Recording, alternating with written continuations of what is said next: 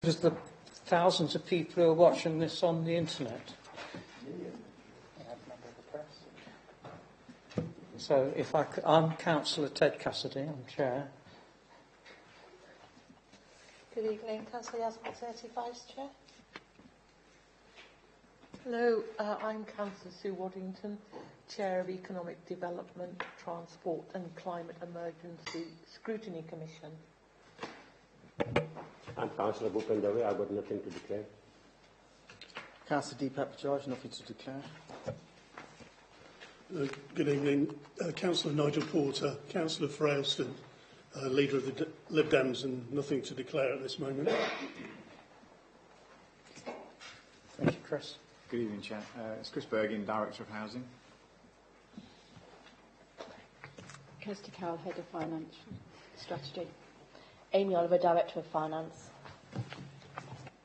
Peter Sophie, City Map. Dina Ashwali, Youth Representative. Arasali Ashwali, Youth Representative. Julian Young, Governance Support Assistant. Francis Connolly, Governance Services Manager. Thank you. Is there anybody on team? Not at the moment, but maybe later on. Special welcome to Dina and Al-Taj. Really good to have the young people's voice at these meetings. And welcome to Julian, who's a new member of Francis's large staff group. So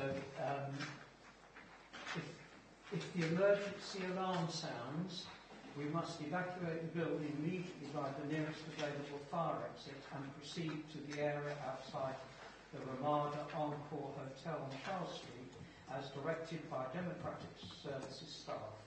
Further instructions will then be given. Have we got any other officers that might be attending this? No? No, Should be. We're all here. Yeah. Just make it clear that the rules state that we shouldn't be taking photographs or films of these meetings without permission of the Chair. Okay. Thank you. Chair, can I just raise a point of order on that? Because I did check out government legislation about this because a member of the public had told me they'd been stopped from filming at the full council meeting. And it's clearly in government legislation that there is no restriction on filming at public meetings or taking photographs. Well, we'll just have to get some advice. And for your information, it's on the webcast, so it's already out in the public domain. So I think you need to withdraw that. No, I'm talking about members. It's very clear in the rules that members. And can I ask Francis to read out the relevant piece? No, I'm talking about statutory legislation which overrides any council policy. It's the law of the land, Ted. You can't have a council policy which undermines the law of the land. For example, you couldn't have a council policy that said it was okay to go drinking and driving. The law of the land is the law of the land. That's it. Simple as that. Well, I'm not a solicitor or a legal expert, but we will get some advice on that. You don't need to be a legal expert. You're not a legal expert neither. So we will get some advice on it, okay? I said you don't need to be. See how this meeting's going to go if you're starting like that. Well, I think it's important that the meeting goes along following the law of the land. If you want to do something different, then you need to do it outside the meeting. I said we'd get some advice on it and report back on it. Thank you. Okay, we will now move to apologies for absence. No apologies for absence. Councillor Darrod has apologised for lateness. He should be joining the meeting shortly. Okay, declarations of interest? No, none. No chair's announcements particularly. Minutes of the previous meeting. We've had two meetings, 14th of December. Can we agree those as a correct record? Councillor Porter? Yeah, thank you, Chair. Hopefully this won't be as contentious as my last comment. But regarding the minutes, I don't know if you remember, but I'm not sure which meeting it was at, but I did mention that obviously the City Mayor's gone out and said on a number of occasions, and I think it's actually reported in the minutes, that the Council's had 50% spending cuts since 2010. And if you remember, I don't know which meeting it was at, either the last one or the one before, but I did highlight and actually use proper figures and data that in real terms, last year, 23-24, Leicester City Council in real terms had £10 million more than they did at the time that Sir Peter came into power. So is that a correction of the minutes or an omission? Yeah, from the it's minutes? an omission from the minutes because it's an incredibly important point which seems to get missed. And I did say if anybody wished to challenge me, they could do so. And as far as I'm aware, nobody's challenged the figures that I presented. Okay, we will Okay. look And back there's on... also importantly... let me answer that one. Yeah. We will ask the officers to look back at that meeting, Okay. and if it should be added to the minutes, then we'll do that. Okay. And the second point, I'm clear about which meeting this was at, which was on the last meeting which we had on the 11th of January, if you remember that meeting, right. Towards the end of the meeting, I don't know if you remember, but I did ask a question about receiving a copy of the legal advice that the Council had received. Both you and the senior officer refused that information. The City Mayor basically refused it as well, and what he said was that I needed to clarify with the monitoring officer why the legal advice couldn't be made public. Now, I wasn't asking for the legal advice to be made public. What I was asking for was a copy of it. I've since checked the legislation under the Localism Act, and I think it's under Section 17, and it says additional rights to documents and information for members of the Overview and Scrutiny Committee, and this is in the Localism Act. It says where a member of an Overview and Scrutiny Committee requests a document, the Executive must provide that document as soon as reasonably practicable, and in the case no later than 10 days after the Executive received the request. Now, I made my request on the 11th of January at this meeting. I then backed it up again with an email to Sir Peter on the 12th of January. Now, my reckoning that was 27 days ago. The legislation clearly states that it should be provided within 10 days after the request. So to date, I still haven't had a copy of that information. And I want a copy of the information. And it says within the Localism Act that I'm entitled to receive a copy of it. Not just to go and view it in the council office, but to have a copy. So I'm just making it clear to you. You know how important scrutiny is. So I think we should do scrutiny properly. And when a councillor makes a request for information, it should be provided. City Mayor. Thank you, Chair. At the end of that meeting, Councillor Porter asked at least have access to the legal advice the Councillor received. And Copy, Peter. I don't, it really doesn't matter whether you ask for a copy or you want to have access. Well, all right, okay. Councillor Porter, can you be Chair, You're giving a very bad example to these young people. Chair. Can you not shout, please? You can ask that politely as well, because that's a bad example that you're setting up. Young children Chair. by shouting and screaming, Chair. So I'll just. Well, if Councillor you be polite. If Councillor Porter can't hear what I'm saying, I have to speak a bit louder. Okay, what I said was that you're giving a very bad example to the young people how to behave in a meeting. That's all I'm saying. City Mayor. Yes, Chair. What I said at that meeting, and what I've said several times now in emails to Councillor Porter, is that I am not responsible for giving legal advice to the Council. That members of the Council have, as I understand it, access to Council documents, legal advice and other Council documents that are relevant to their decision making. And I think this would almost certainly, well, must certainly, amount to such. But it is a matter for the councillors themselves to make their approach to the appropriate officer, particularly in the case of legal advice, to the appropriate legal officer. And as I understand it, and I've only just, in the last couple of days, just had this confirmed from the city barrister, he did actually offer access to that legal advice to Councillor Porter and I think to Councillor Kittredge in an email that he sent on the 16th of January. I don't think any difficulty about Councillor Porter and other members having access to it. Frankly, they just need to go along and ask. Chair, if I may come back in, because Sir Peter's, again, not dealing with the issue. What I've asked for, and I'll repeat it again, maybe you can get it down. I want a copy of it, which I'm entitled to. I'm not asking him to give me legal advice. It wouldn't be appropriate for him to give me legal advice. What I'm asking for is a copy of the legal advice which the Council has received. And as I say, under the Localism Act, you, me and everybody else here is entitled to a copy of that document or those documents. That's the simple way. Not that we have to go in one at a time and view it in the monitoring officer's office at a time that suits him. We are entitled to have a copy, and for the reasons of scrutiny, that's why it's written within the legislation. So we can keep going round the houses, but I made a request to Sir Peter, who is the executive, for requesting a copy. It is his responsibility to provide me with a copy. You can check the Localism Act, Francis, it's section 17. Point, thank you. City Mayor. Just very briefly, I mean, obviously, when we get Council's opinion on something, the instructions to Council come from the City Barrister. The advice goes to the City Barrister, who happens also to be our monitoring officer. And there is no difficulty whatsoever in, as I understand it, members asserting their right to have access to that. But they need to do it to the appropriate officer, not to me. I am not the keeper of the Council's legal advice. The City Barrister is, and frankly, Councillor Porter just needs to stir himself. Contact the City Barrister and get along there and have a look at it. Thank you very much.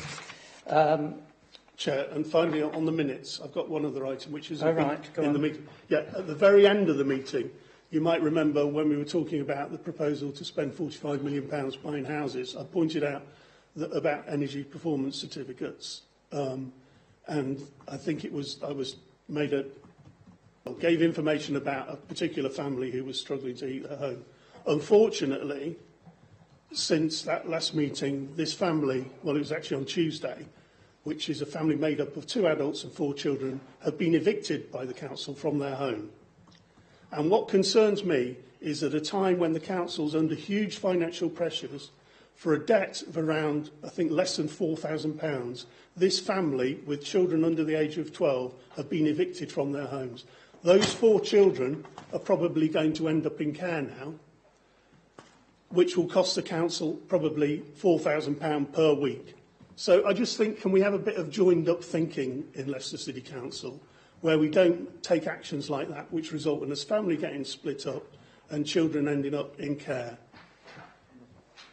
Well, first point is that the minutes aren't verbatim reports of meetings. They're summaries, if you like. So you sometimes want something that you've said reported, but it isn't. That's all members get that. All I can do is ask you to write to the Director of Housing about this and get a formal response. Chris, sorry. Thank you, Chair. Just to confirm, the Council has already had a formal response on the matter and has been briefed on the actual case in question. And like you say, it is a sad case, but I think we have to remember that as a council, we have over 19,000 council homes, and each year we undertake 5 or less evictions and they all come about because of the refusal of those individuals or families to actually engage with the income management team. And not to go into the details, but sadly on this occasion, that's exactly the scenario we've had. And to reference in relation to the £4,000 debt, if all of our 19,000 tenants owed £4,000 to us, that would equate to a grand sum of £76 million of rent being owed. Can I just get clarification about what's going to happen to the children? Will they end up going into care? From the head of housing. I would ask you to seek answers in writing from the Director of Housing. Ted, thank you very much. I've done that, and I haven't had a response to that specific question. I've asked it 3 times now. over the last 2 weeks. I don't So I'd think like an answer. Can we have an answer here tonight, please? the point has been made in this meeting that you haven't had a response, and we'll ask whether that can be dealt with. I don't think it's appropriate in this meeting to discuss individual cases. Although you're talking anonymously, it may be that other people No, know. but these are children. You need to get an answer to that, but it's not the appropriate forum for that.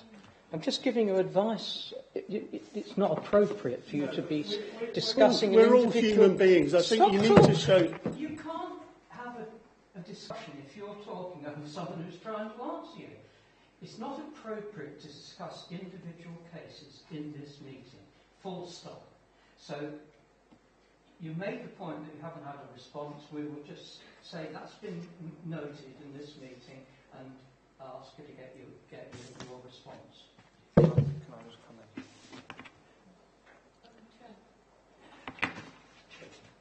comment? Councillor Waddington. You're approving the minutes at the moment. There was a couple of Yes. a couple of points.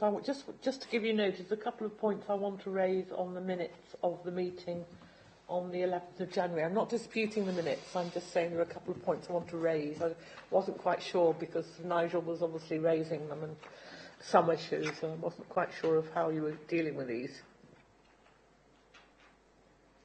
So do you want me to raise them now? Yes, Yeah, okay. Well, the first one's pretty simple. It's on page 11. Reference was made by members to several new play area improvement projects that were being developed in their wards. Now, my recollection was, on that point, that we were told by Sean Attenbury that there was, in fact, money in the account, in the budget, for play equipment in certain parts of the city, which he listed, and he said he would be contacting the relevant ward councillors in the near future to discuss it, because you might recall this came about as a result of a discussion of a call-in where the person who put the call in said better spend the money on play equipment, etc., rather than what we proposed. And Sean Attenbury explained that there was money for both. There was money for the play equipment as well as the main project. So I'm raising it because I have not yet heard. One of the wards identified is something I've been waiting for many years. I've not yet been contacted by Sean Attenbury to discuss that, and that was a commitment he gave. So could that be recorded? That's a simple point. Remind us who you meant. The City Mayor, was it? No, it's Sean Attenbury. Sean Attenbury. Yeah. Okay. So the second point I want to raise on those minutes was we agreed by vote that we were going to have a special council meeting and we were going to recommend the purchase of housing to meet and the leasing of housing to help meet the homelessness crisis. So by majority vote that was agreed by this committee. Subsequently, of course, the special council meeting didn't take place.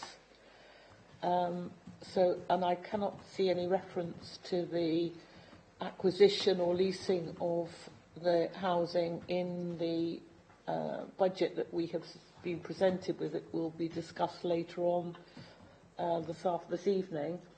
So can we please ask the City Mayor what... I mean, the need is still there. The need for these housing, in my opinion, is still there.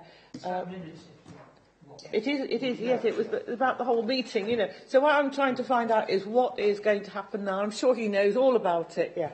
Sorry, I'm getting a little bit lost because people are raising questions about the minutes. But you're saying what actually happened. Yeah, this is item 4. Chair. Officers are looking at some of the implication of different ways of doing it, because a number of other authorities have done similar things, but with a slightly different twist on it. Having done that, they are also, though, preparing to get on with it as quickly as possible, so that they're gearing up, as it were, to do it. So it shouldn't be delayed in actually happening. But the actual approval of how we do it is possibly coming to the council's budget meeting, but I think it's probably too late to sort of, as it were, insert it into the report. So it'll probably be coming to the March council meeting. So the actual work shouldn't be at all delayed, but the mechanism by which we do it is being checked out. That's fine. So if I understand it correctly, the proposal may be revised, the ways of doing it may be revised, but the actual intention of acquiring these extra properties to meet some of the homelessness crisis will be brought forward in March. Yeah? Very succinctly summarised. Yes, better than I did. Thank you. Councillor Porter? Yeah. Sorry to go on, but I think it's another important thing. This is again from the minutes. I'm not sure which meeting it was at, but if you remember, we had information about the Lothbury Property Fund. Do you remember? £3.3 million investment. People are nodding their heads. Yeah. I think we've had some updated information, and it's basically, I think it could be considered that it might not be actually completely accurate, because it says that over the 5 years or so, the council's got a return of about £500,000 or so. But once you take into account costs, obviously, it's maybe that figure isn't quite as positive as it sounds. But having said that, the other thing that does concern me is, and I had raised this, is when the council went into this fund, what you do is you have to basically buy a share in the fund. And at the time you buy a share, the people or the company or the broker, whoever you buy it from, does what's called a spread, which is a difference between the buy and the sell price. Now, I've looked over Lothbury over the last, 5 years or so, and the spread on that tends to be around about 7%. So in reality, the council, if it pulls out of this fund, but in reality, they've already lost 7% of the £3.3 million by going into it. Now, that doesn't appear to have been accounted for. Now, that's quite a large amount of money. So it's, not provided within the information. Now, I haven't got everything to hand at the moment, so I'm just going from memory. But my concern is that the council doesn't appear to be aware that they actually have to pay a spread in order to go into it, buying it into the fund. Chair, with respect, I mean, those may be very legitimate questions, but it's a really odd way to bring them up. I mean, I'm not even sure what minutes Councillor Porter is referring to, or whether there is a minute to which he's referring. This is the thing, it hasn't even been limited.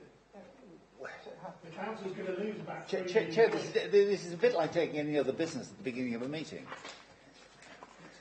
Have you got a reference to the minutes so we can get a hold of what we're talking about, please? Well, you would have thought it would be mentioned in the minutes, because it's about the council. The fund is basically has closed. Francis has found it. It is in the minutes. Yeah, it's page 7 of the document pack.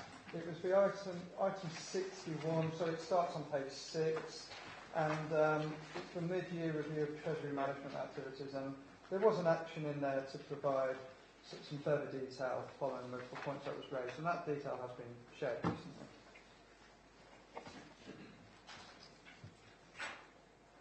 Okay. Councillor Darby. Sorry, the point I was making was... You're not Councillor Darby. Councillor Darby. It's a very simple request. I sent in the apologies for the meeting of 11th January. So can you correct the minutes, please? Yes, I wanted to address the committee. There is, in the copy of the minutes which have been published, there's an error. There's 2 errors in there, actually. They've since been republished. They're not reflected in the paper copy, and that relates to apologies received from Councillors Darby, Surtee and Joel, which were all received and have been reflected and updated on the online system, but weren't in the original paper copy that you've seen. Similarly, Councillor Whittle, who was attending as a substitute member that evening, he voted in favour of a motion in relation to both core items.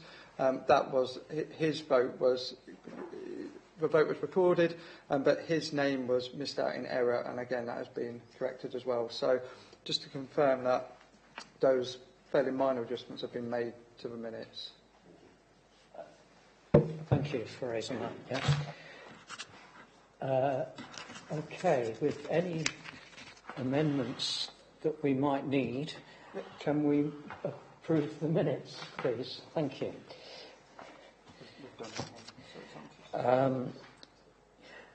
Questions, representations and statements of case, none have been received.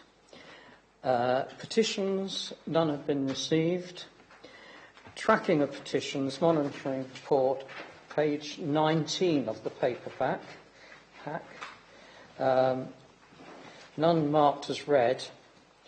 There are 4 included in the report are currently complete. I don't know which 4 they are. We just note that. Yeah, we're noting that. Okay. Questions for the City Mayor? None received. Okay. Right, we move to the revenue budget, which starts at page 25 of the document pack. This report details the City Mayor's proposed budget for 24-25 and also describes the future financial outlook. And this goes before the Council on the 21st of February, where decisions will be made.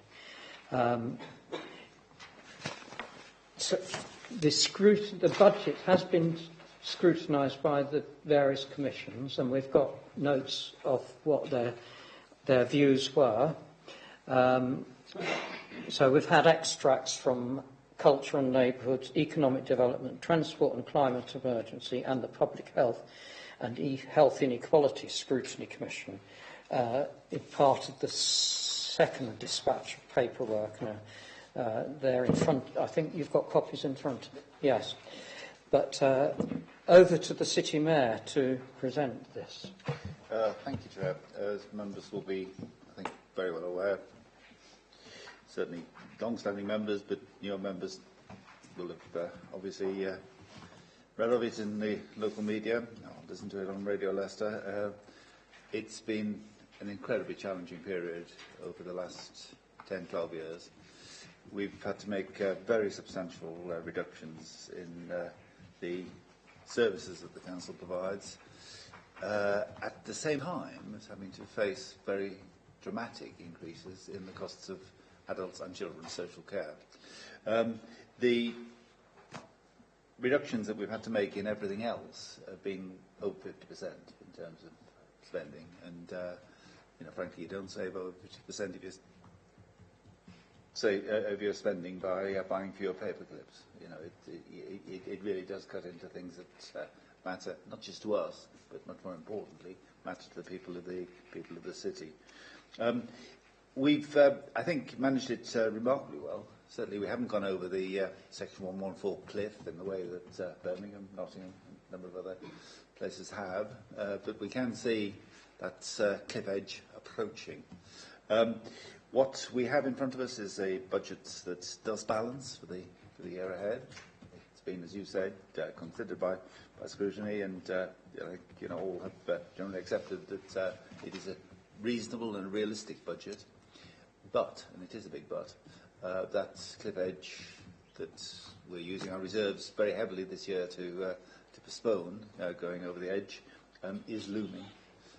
And we are, during this year, going to have to face some very, very difficult decisions as to how we can enable the Council and its services to avoid the fate of Birmingham and Nottingham and others. There are going to be some difficult decisions which will be considered by scrutiny and no doubt debated long and hard in the chamber. But it's been a difficult decade or more. It's going to be a particularly difficult year in front of us. Chair, I don't know whether there's really very much more I can say to that, because obviously, members, I think, are well aware of the overall situation, have had an opportunity to consider this as scrutiny, and I think, recognise that we have to see things through to the end of this year, this coming financial year, as part of this budget, but must face up to the realities of what is being imposed on us, as it is on so much of local government by the government. Thank you, Chair. Thank you, City Mayor. Amy?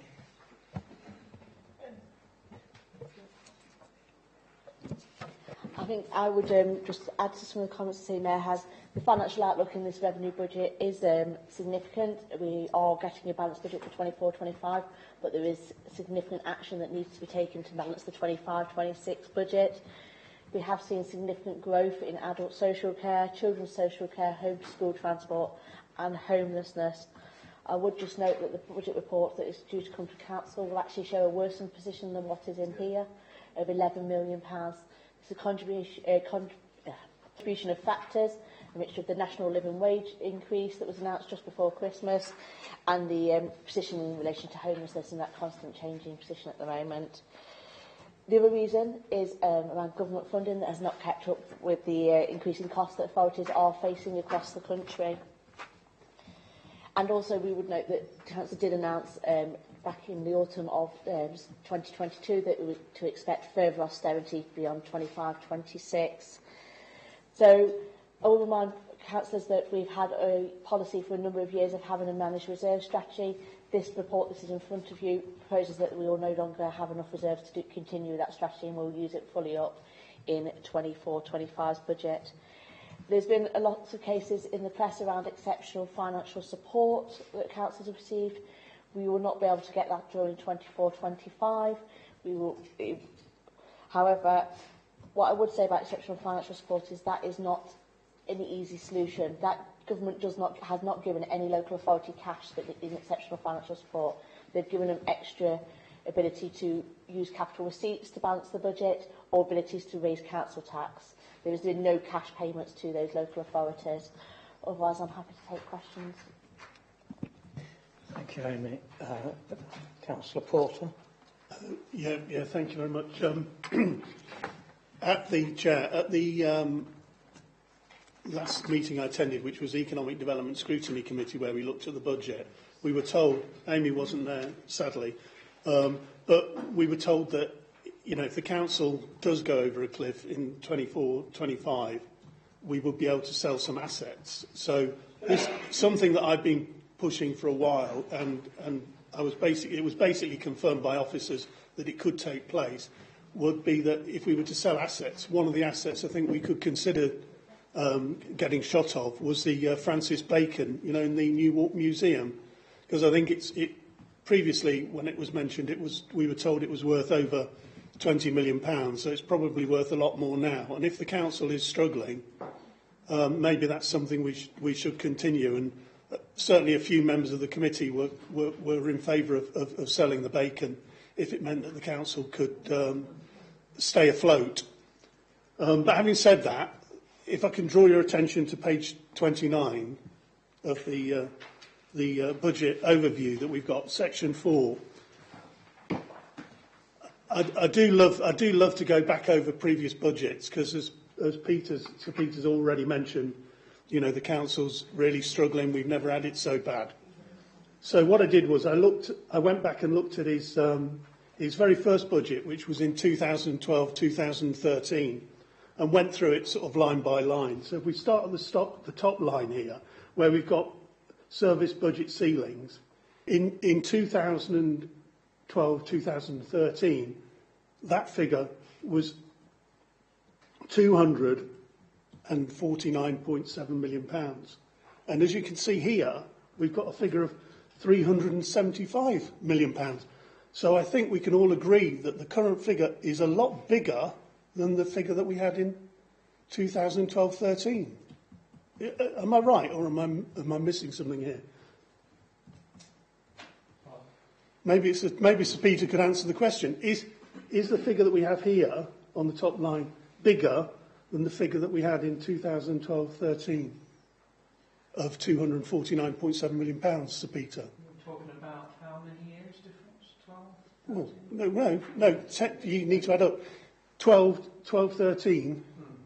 Yeah, it's 11 years ago. Yeah, so I'm just asking.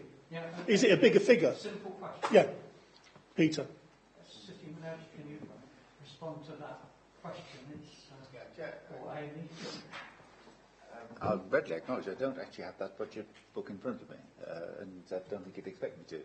What I do know is that over the decade, the growth in the need to spend on adult and children's social care has increased dramatically. It's not just for us.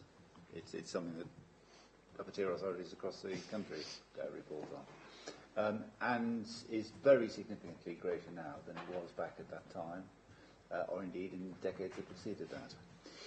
What that, together with the government cuts, has produced is, and this is inescapable, however, but Nigel tries to wrap it up by making reference back to figures that we actually don't have in front of us. What that has meant, and Amy, as our professional officer responsible for this, will bear me out entirely on this. What that has meant is that all of our other services have had to reduce their expenditure by over 50%. It's just an inescapable figure. Now, whatever you do about, what's happened to inflation in the meantime, and so on, it is a sense and irrelevance. The fact is that other services have been reduced in terms of their cost by over 50%, and that's been pain for us. But my goodness, it's been a real pain for the people who rely on our services. And you can wrap it up as much as Councillor Porter wishes on what the cash figures are. The fact is, social care gets more expensive every year, and the amount available diminishes every year for everything else. If I may just come back on that, Chair, because the actual figure is, although Sir Peters probably doesn't believe me, but it's actually over £125 million more we have now than we did have then. Now, when you take into account inflation, so you get a real figure, it means that, including inflation, we actually have £31.8 million more today on this top-line figure than we did however many years ago you said it was, 10 or 11 years ago. So in real terms, and this is the important thing, yes, prices have gone up, costs have gone up, but in real terms, we have £31.8 million more. That's the crucial thing. Okay. And Amy, can I yeah. respond to that? Thank you. Thank you, Chair. I think one of the things I would just note that doing a direct comparison between the budget ceilings nearly 10 years, 8 years ago, and now is difficult because we move departments between budget ceilings, so I can't always do a direct comparison. But what I would note, if you looked at the adults and children's figures between them, there is a significant difference. And actually, social care, the budget ceilings in social care have grown by 100 million in that time. So it's very hard from those budget summaries to do that direct comparison, but I can tell you that social care has grown in cost by 100 million over that period. I hope that answers the question. One final point, sorry to hog it, was to do with the next line. No criticism here, but I want some clarification, because obviously the figures I've provided have taken into account inflation, so it is a bigger figure we have today in real terms. But we've got corporate budget here of a figure of £25.2 million, which says inflation provisions and contingencies. Now, that's a very woolly description of a £25 million spend, so I'd just like to have a bit more detail what that actually involved, when I've actually pointed out that in real terms we do actually have more money than we did in 2012-13. Thank you, Amy. Hi, yeah, it's always been our policy to hold inflation parts as a central corporate part until we know what they're going to be used for the following year, because what we hold them for is mainly pay award, and we don't know what a pay award is until it's agreed by the NGC. It's not agreed by us as a council.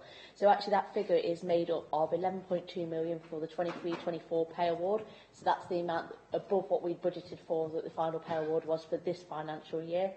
Then it's 9 million for a 24-25 pay award, and then there is 5 million in there for energy pressures in 25-26. So hopefully that answers the question. Okay, thank you. So this is, sorry, just to clarify, so what we're doing is we're paying in this year for spending in the next, or setting aside money, as you're saying, for the next 25-26, you said, for energy. The energy is for 24-25, so if I said the wrong year, I'm sorry, that was a mistake. Councillor Darwood. Thank you, Chair. Which one, him or me? You go. All right, okay. No worries. Okay. Thank you, Chair.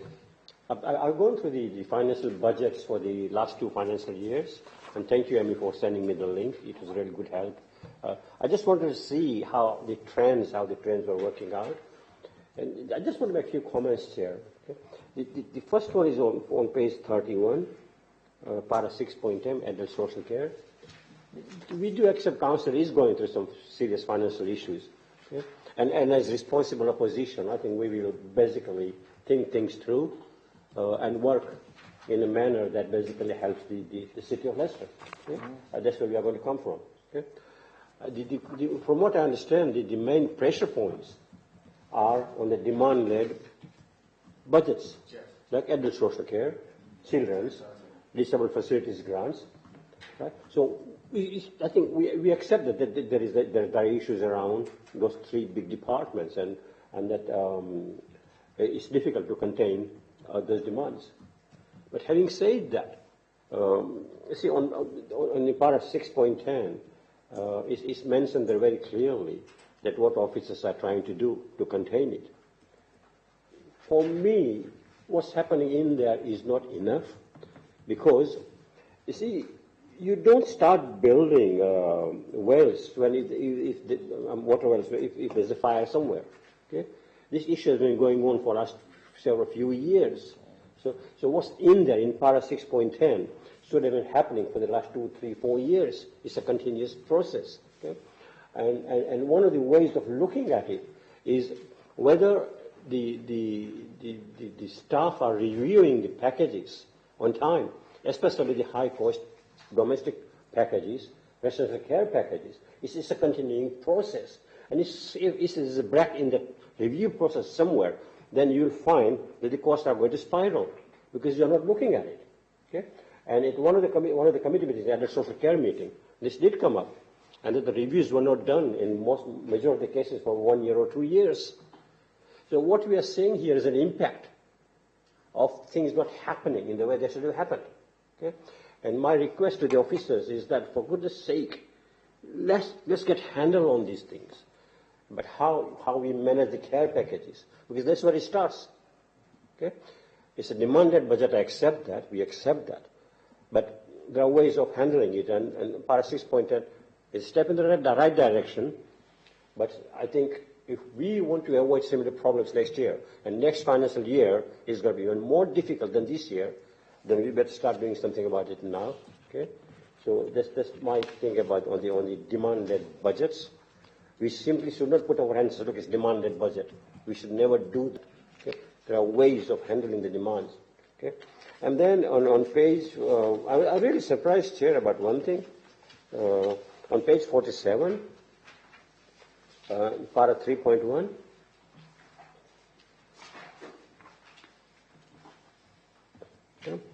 if you look at how, in terms of how different bands are going to be affected, I was very surprised that most of the properties are under band C, A, B, and C. That means the council has got a very low base to start from. And that does impact on the amount of money the council collects. Yeah? So, you see, there are all sorts of things going on around here in terms of understanding the budgets, where the weaknesses are, where the problems are. And unless we know where the problems are, we can't tackle. We can't find a solution. Okay? So this one was a surprise to me, because a lot of other authorities I know, most of the properties are around Band D, and then they're higher than Band D, E, F, especially the county areas. Yeah? So that's, to me, that was a surprise to me. Now, I don't know what one can do about it. It's there. It's just simply that you can't do much about the properties. But one of the answers is that, obviously, to build more houses. And obviously, Councillor Waddington's question around that, about homelessness, building more properties, things like that, will raise the base for the houses, and that may bring in more money. But these are the things we need to look at in a jointed manner. And one thing, I'll just go back to it if you don't mind, Chair. The point Councillor Porter raised about joint-up thinking, I think it's a very, very important point, that if something happens in one department, then one has to think clearly the impact of it on the costs it will have on the other departments. That's one example, Councillor Porter gave. But one of the major one is around the children's department, adult social care, where children under 18, they go or refer to the adult social care. So the cost falls on the adult social care, but the budget that was in the children's services catering for those people doesn't go with the child when in the transition process. So there's an added pressure on adult social care. Now, these are the things that needs to be looked at to make sure that the budgets are managed and controlled properly. Okay? But overall, we understand the situation. We accept that there are a lot of pressures. And as a responsible opposition, we will come up with ideas and views, but for the benefit of the people of Leicester. Thank you. Yes, Chair, can I thank Councillor Darbo for his very helpful contributions, and obviously for the attitude that he and his colleagues will be adopting to this budget, and indeed some of the very difficult issues we've got ahead of him. I'll leave it to him perhaps to pick up some of the issues. There's two in particular I wanted to pick up. One was he's quite right to draw attention to that table on page 47 about the distribution of the types of properties that we've got in the city. And it is something that means that, Leicester and cities like Leicester, with fairly high levels of deprivation and low property levels, suffer very, very hard when the burden of paying for local services is being transferred in the way that it has been to the local council taxpayers. Because obviously our council tax base is, significantly less broadly based than it is out in the county. I would just say, and I'm really not making a political point about this, the whole reform of the council tax system is long overdue, and no party, my own included, have actually got to grips with that over a long period of time. And, consequently, the valuations of, I don't know when these were made, Amy may know, but it's a long, long time ago. So it's not something that any party can be proud of. But the fact is, it's stagnated because no party's been prepared to, have the courage to give it the reform that's needed. And, of course, the other thing that's, particularly hit authorities like Leicester, urban authorities like Leicester, is that with the diminution of the grant that was given according to needs and deprivation, obviously where you have more needs and deprivation, you've suffered disproportionately more, and you don't have the council tax base to prop it up. A wealthy, leafy suburb, you're likely to have council tax profile that looks very different from this one.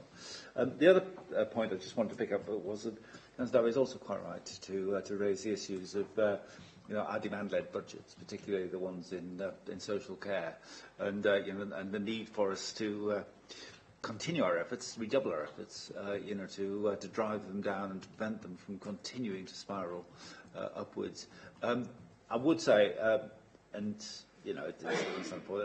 I do believe that very considerable efforts have been made, but you can always do more, and you can always be even more active in trying to review those packages and to drive them down. Except that, of course, and again, I think I'm right in saying, I might not, Amy, that when we review packages, they tend to go up. Because when you look at people's needs, they tend to get greater, with age or whatever it might be. Perversely, while you want to review those packages in order to try to drive them down, you end up putting them up. But I nonetheless take the point about the need for us to redouble our efforts to do what we can to keep those spiralling social care costs under control.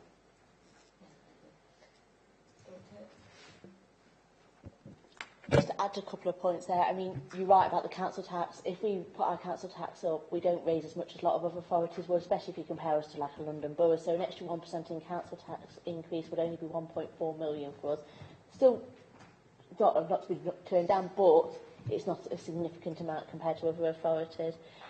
And I think you're right about the cross-working. We have got some boards now where it's got the strategic directors from all of the areas, along with myself and the Chief Operating Officer, to try and make sure we have got more of that cross-working, and when decisions are being made, we are working together and making sure that we think of all the consequences in this.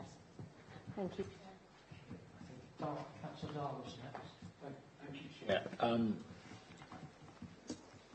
I think first of all, I'd say that the work done by the officers is quite commendable, and over the years, and City Mayor in terms of managing a budget that's seen decreases over the years and years, and managing what we don't have. I mean, I wouldn't agree, and we didn't agree to selling the bacon as suggested by Councillor Porter. It's like selling the family silver, Councillor Porter. So I'd like to make that clear. But one thing that came to mind about the budgets, we are where we are, and that there are challenges ahead, and we have to make difficult decisions. But one thing that you'd said was the home to school transport has been a major kind of expenditure factor that we need to consider. Now, for me, the logical thing would be to bring it in-house. I think I mentioned it previously, where the considerations can be given to bring it in-house, because at the moment, some of these taxi firms operate in a manner, that in a collective manner, and sometimes I don't want to be dramatic, but cartelian sometimes, in terms of how we have the authority at their mercy. So I was wondering what would be the possibilities of considering bringing it back in-house, this particular service.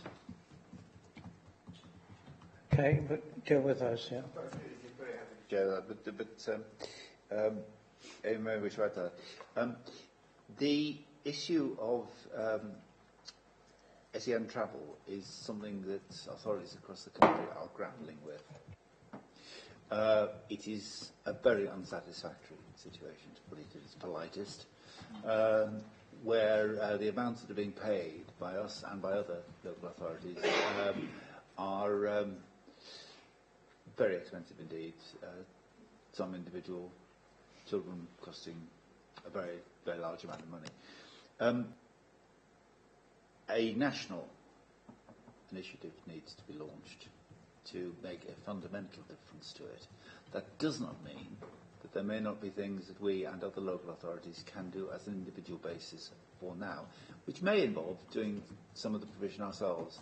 It's got to be sorted, I would just want to stress that I and my colleagues are very much onto it, but would also suggest it is something that perhaps in the weeks and months ahead the appropriate scrutiny commission may also wish to have a look at and ask some tough questions of us as politicians, of the administration, but also of the providers as to how they can justify some of the prices that they charge.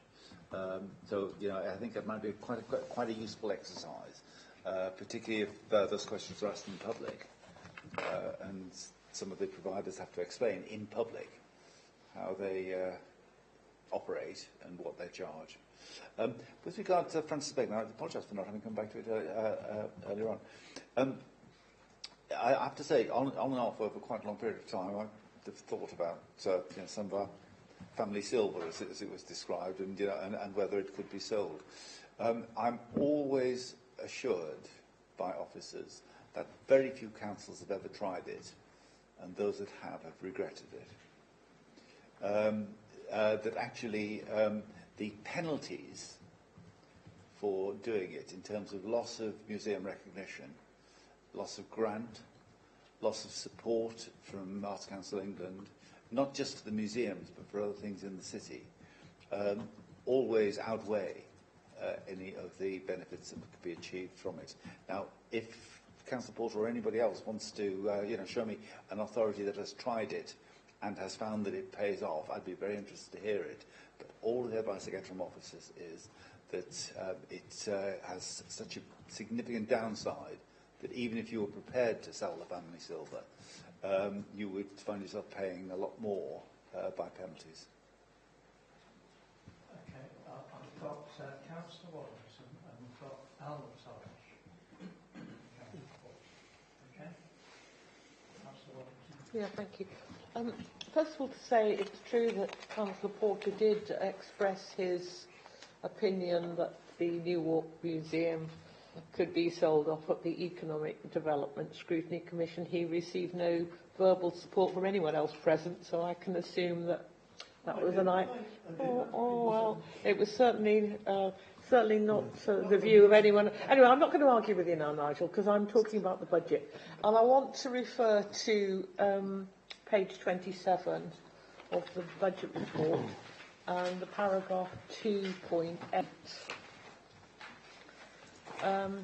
This explains how, faced with the difficult financial situation that the Council is in, during the forthcoming, and indeed, yes, during the forthcoming financial year and even now, a root and branch review is going to take place, and this means a lot of discretionary services will be under threat. Such a review will commence in January. And this is, I think, where we need to be far more transparent about what is actually happening. First of all, I've yet to see a list of discretionary services, and it might be obvious to some, but not to all, exactly which services are seen or are designated as being discretionary. And I know from what has already been said in answer to Councillor Darby that the statutory services like social care are going to be looked at, but it would be helpful to have a list of the discretionary services, and that the work that is being undertaken be brought to the commissions. In fact, the Economic Development Commission did recommend that the Commission receive reports on the work done by the Executive from January on the 25-26 budget reductions and the areas under review.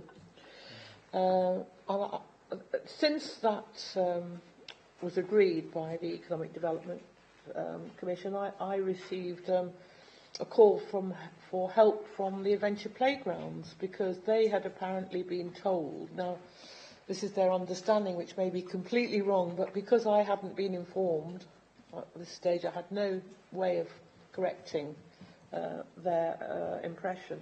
They had been told that their budget was going to cease entirely. Just hold on a sec, Okay. sorry.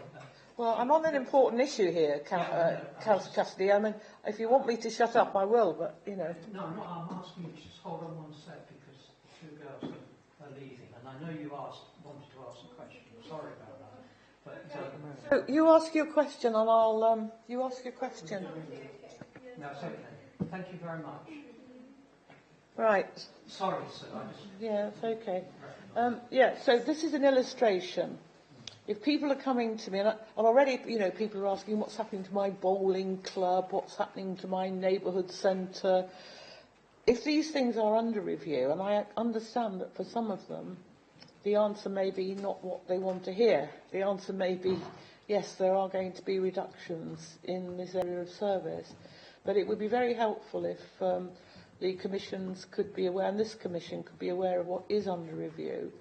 And also, those of us who have the inclination, which would include me, could make suggestions for areas that could be looked at where it might be possible to make reductions which are less painful perhaps than some of the ones that have been brought forward. But I don't really feel that we need to be kept in the dark about this. Everyone knows we're in a financial crisis, that local government and Leicester City Council is facing a very difficult year. We need to prepare for it, but I think it needs to be a joint effort. So I would like to see in the recommendations at the end of this discussion that this is part of the process, that scrutiny is involved in the review of those services that are under examination for reduction. Because in the olden days we used to see lists, and then next to each list it told you whether the budget was to increase, decrease, or whatever, stay the same. Now it's done differently, but it doesn't mean to say that we shouldn't be transparent about it. Thank you. That is a proper role for scrutiny. I can just add that years ago, of course, we saw all these lists of things that are going to get better. Growth items, if you remember. City Mayor, the issue that Sue raised. I mean, the first thing to say is... openness. Yeah, I mean, the first thing to say is Sue's entirely right. I mean, there is a need for us to reassure and to make sure that scrutiny is actively involved in the decision-making that's going to be necessary over the months ahead. And, you may wish to, reinforce that at the end of this debate by putting down a motion to that effect, and I think, very appropriate to do so, so no difficulty with that at all. Just a couple of comments. First, with regard to discretionary or statutory, the distinction between the two, it is not nearly as straightforward as you might think it would be. And the example that they always give is libraries. We have a statutory obligation to provide libraries. Councils can meet that statutory obligation to provide libraries by providing a van in a car park on Saturdays. That's a library. With some books in the back of it, of course, just to show that it is available for lending. Now, obviously, you could say that the rest is non-statutory, but you wouldn't want to go to the ludicrous extreme, just parking a van in the car park and claiming this. So it's not. There's not a clear distinction between the two. And obviously, we do need to look at some of the things that are clearly non-statutory and differentiate them from some of the things that are clearly statutory, such as looking after children, and keeping them safe. But also note that there's quite a lot of things where there is discretion in, between those two extremes, as it were. I would just also just want to comment on Adventure Playgrounds. I hope that the email that Sarah sent out yesterday, I think it was, sort of clarified the situation. Adventure Playgrounds, I think, we talked to first back in October about the future. And I think there's further discussions going on with them. We're, I think, probably the only local authority now that does actually provide such extensive support for Adventure Playgrounds, which I'm very proud of the fact that we are. But I think, it's I think it's very much to be commended that they've wanted to talk with them about the future, because frankly, what we don't want to do is to fall off a cliff edge like they've done in Birmingham and Nottingham and find that they've lost their funding, with 2 weeks' notice. So as I understand it, the discussion that's taking place with them is, well, it's going to be tough ahead. Don't know for certain what is going to be available for you, but it is unlikely that it's going to be the full, whatever it is, £1 million+ in years ahead. And I think that's what's happening at the moment. Well, I'm happy to get into the detail of that if that's what the City Mayor wants, because I understand the total budget the council currently spends on Adventure Playgrounds is just under £1 million, 900 and whatever. And they have been told that in the forthcoming financial year, that is 24-25, they will each be asked to take a percentage cut. Well, this is the problem. This is part of the problem, Chair. This information, which comes from people who have supposedly spoken to officers, and members like me know nothing whatsoever about it, makes it difficult. Which is why the reason for my request, I don't really want to discuss the Adventure Playgrounds in this context. I will fight for them. Because I believe they play a very, very important role in serving the needs of some of the most vulnerable children in the city. And I fought for them before, and I'll do it again. But I don't want to discuss it now. What I want to discuss is the opportunity for us to know what's going on, so that we aren't confronted with these sorts of situations in the future. Sorry. Thank you, If I can just come back, I readily acknowledge that point, which is that it is important that members in general and the scrutiny function in particular are fully informed and involved in decision making as we go forward from here. It's going to be difficult, and it is important that we have the opportunity to debate it fully in public and to hear what is being said. Amy's just checked that there is absolutely no reference at all in any of these papers to the adventure playgrounds in the current year getting anything other than the current level of funding. And I don't know, what has been said to them, but that is the case. But it is right that they and others should know that it's going to be tough times ahead, and not be taken by surprise if in subsequent years the current level of funding is not available. That's not to say it won't be, because, as I say, those decisions need to be made and so on. But I think it would be irresponsible, particularly with voluntary groups such as that, for there not to be some frank discussions with them about how they are viewing the future, and get them in some way to be geared up to argue the case for themselves, and also to look to see what else might be available by way of funding. Just add a comment there. When we get to the council meeting, I'm pretty sure there'll be a lot of kids, adults from the adventure playgrounds outside the council town hall asking what's going on. And it's important we know what's being talked about. That's the point I think Sue's making, so that we can handle that. Okay. Councillor Porter. Yeah, I'll agree with you both, you and Sue on that, because people will be saying, what's happening to my services? Why aren't they being provided? And I think they'll be quite justified in saying that. And it's also interesting that Peter's pointed out, the council's statutory obligations to provide particular services. But the question I'd been asking was around, the painting that's in the New Walk Museum. And what I wanted to know was just clarification, really, that if we do go over the edge of the financial cliff due to the Labour Council's mismanagement, would we be able to sell the bacon? And the reason I'm saying that is because we're going to have to justify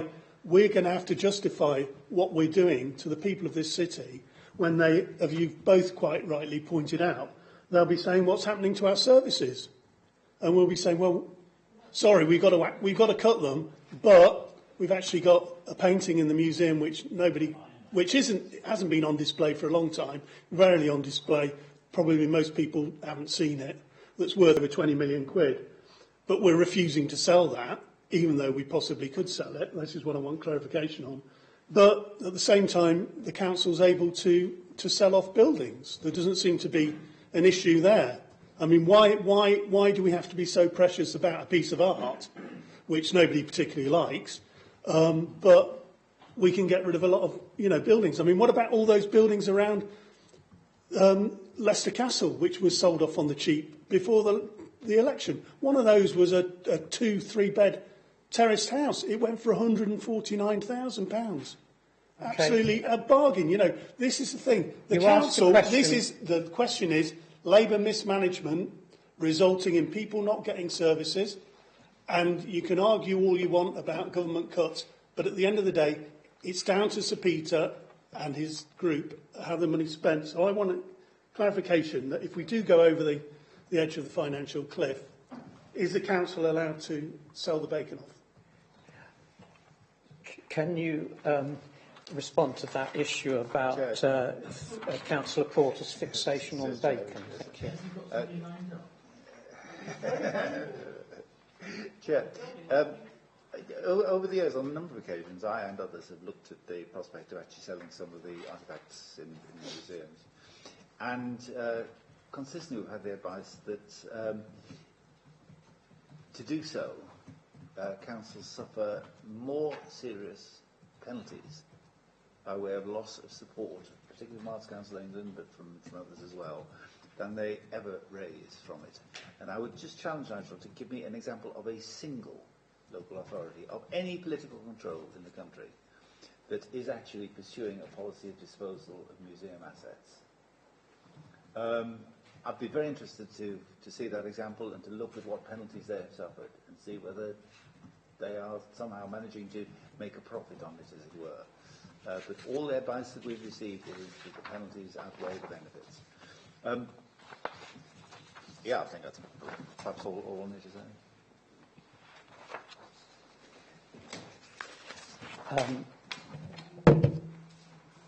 There's a reference to section 114 somewhere that may be arising in the next year's as an issue. When do we get some notice of that might be really possible rather than just a speculation? I'll spare Amy's brushes. It is her legal responsibility. If she believes that we cannot meet our liabilities,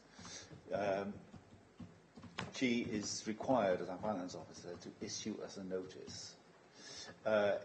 It's been variously described as councils going bankrupt. In fact, it's a notice that prevents councils from going bankrupt because councils can't go bankrupt.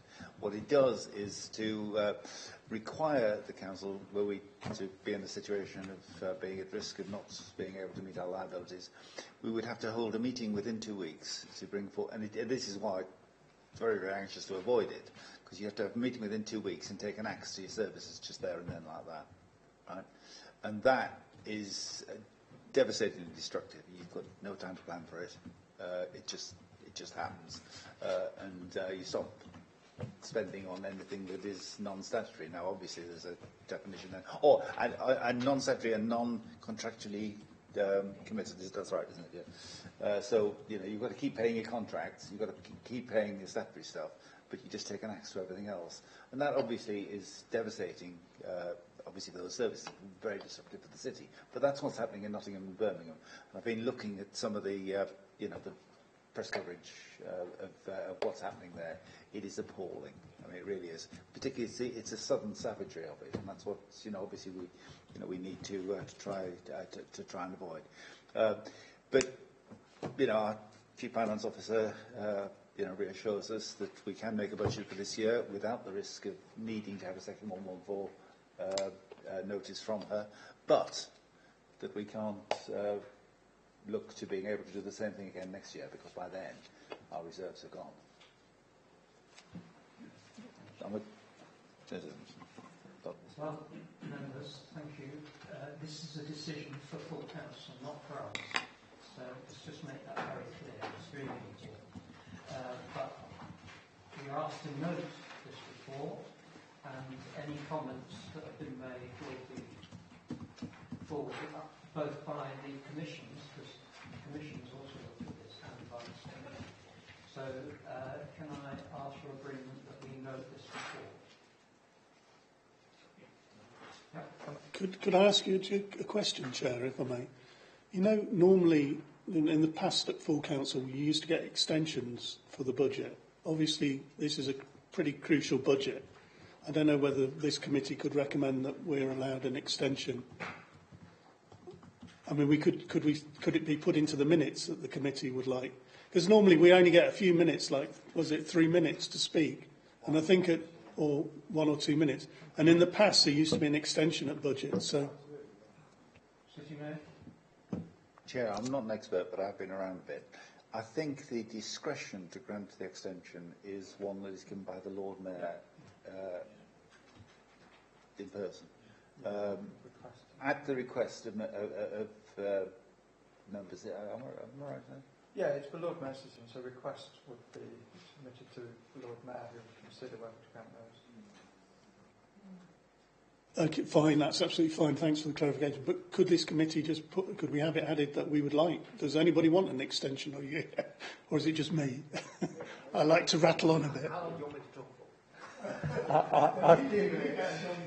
for? I'd rather that we did not. I'd rather that we didn't get involved in advising the Lord Mayor. Chair, if I may, I get exactly the same as everybody else, unless I ask for an extension. Half an hour? 2 hours? No. 15 minutes, or 10 or 15 minutes per member rather than 5 minutes. Can I just clarify my recommendation? So, Could it be a recommendation? no, I just wanted to check that. Did the committee, in addition to notes, just want to recommend the point around scrutiny? Yes.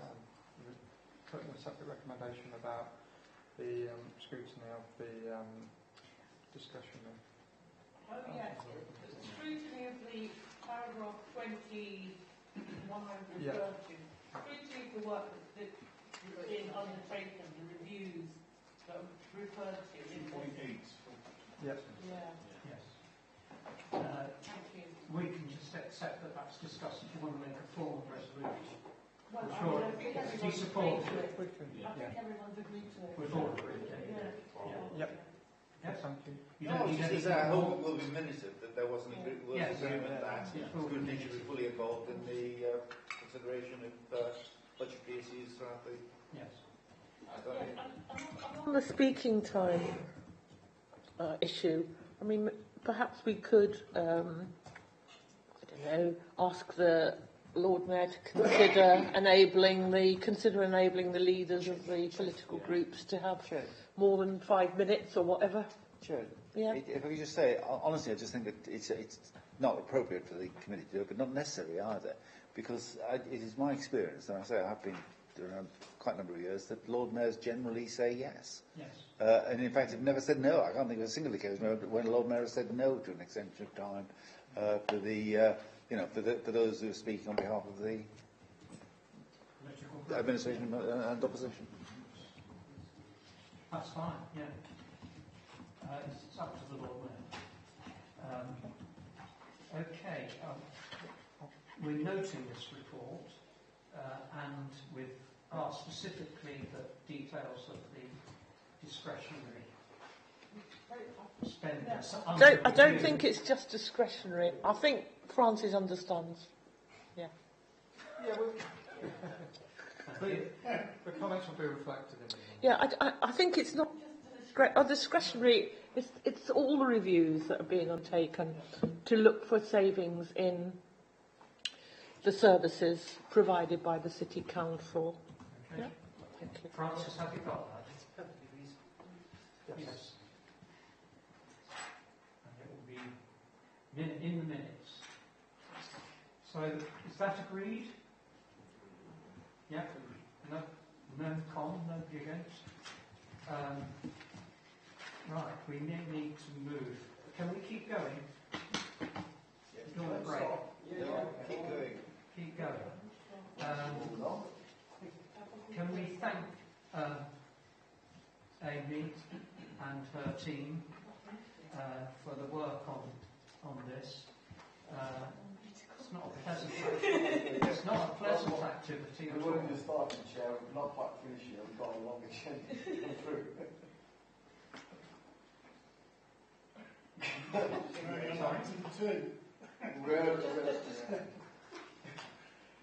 We're not quite finished yet. I know she's, Amy and her team's worked really hard, but we're just on first item, we just filmed, so we're on item 2 now. We finished with the revenue budget, haven't we? Yeah, and that's what I was thanking Amy for and her team. If we now move to the draft capital programme, City Mayor. I'll be fairly brief, Chair. This has also been in front of the various commissions. I've looked through the comments that were made. I don't think there were specific issues that we need to return to. I will just say, Chair, that it is, I think, undoubtedly going to be the case that some of the challenges for the revenue budget are going to be reflected in future years' capital budgets. Although we can't, without permission, do as some other authorities have got permission to do, and that is to move capital spend to revenue to bolster it in the short term, because you can only bolster it in the short term, because once it's spent, it's gone. You know, it's. I think, nonetheless, we will wish to be, I'm sure, to use what discussion we do have to use funding that is allocated for capital for revenue purposes. We wanted to do that in future years as part of any avoidance of Section 114 in future years. So it may be that there will be a real hit for the capital budget as well as the revenue budget in subsequent years.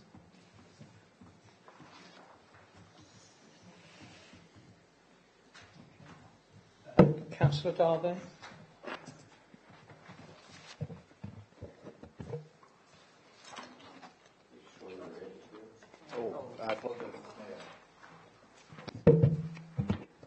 Thank you. On page 71, para 3.12. 71. 71. Para 3.12.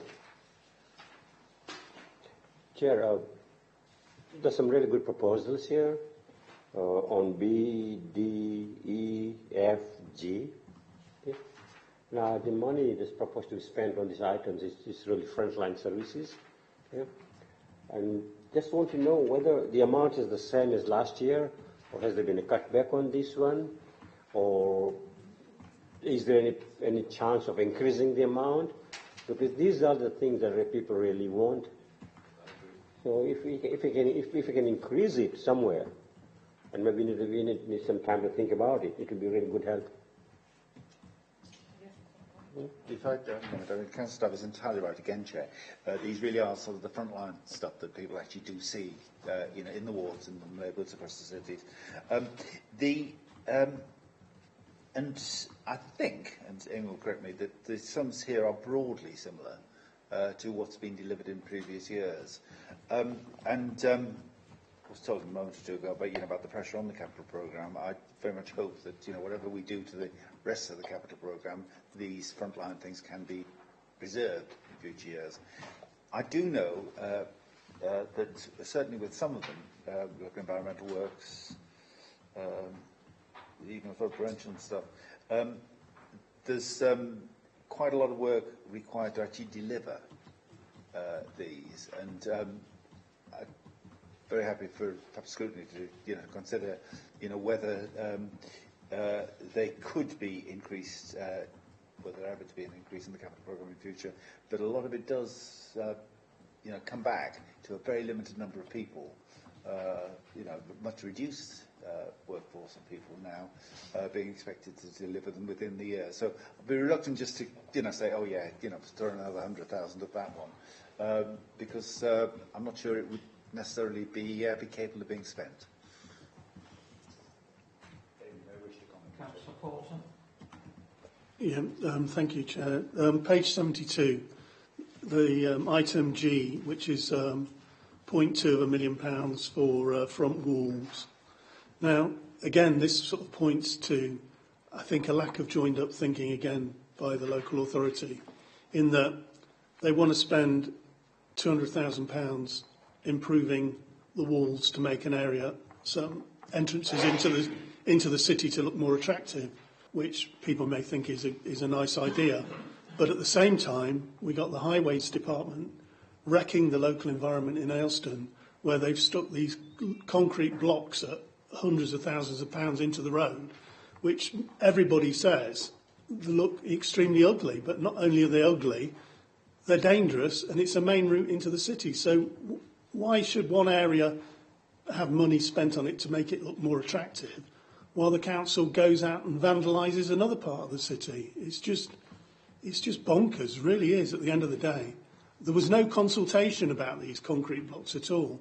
But if anybody goes down there, go down yourself, Ted, you'll see the character of the area has been spoiled. If somebody had to stick in a planning application for this, you know, the council would refuse it. I mean, it's ridiculous. So it's about joined up thinking. You've got one part of the council wanting to improve things, which is good, and the other part of the council acting like vandals.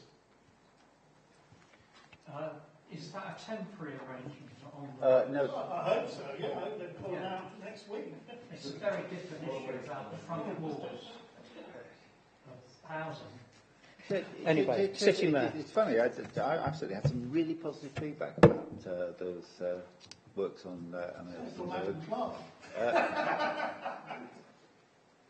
no, actually, for people who actually live on the on that part of. Oh, Chair. Yeah, I've had some very positive feedback. I dare say that there are some people who are less enthusiastic about them. But I would just say about the front walls scheme. Some of us have been around, and I think Councillor Darby, Councillor Waddington, and I certainly have been around long enough to remember the renewal strategy, the housing renewal strategy. And we'll recall that as a part of that, a very significant amount of work was done improving the front boundary walls on many of the streets in the city. That work was transformational. I mean, it really was. I'd just give an example, a bit that people perhaps just take for granted. It's a bit I know, obviously, because I live on Evington Road. But you know the bit of Evington Road going up towards the park gates, just before you get up to the top there. There's walls sideways on. They were all put in as part of the renewal strategy. The back walls of St Albans Road were all put in as part of the renewal strategy. Now, you just take them for granted.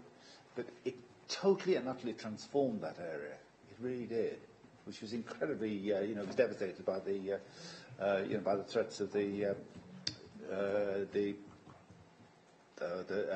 road scheme that was due to go through there. And what this scheme is doing is picking up a few of the bits that were missed out.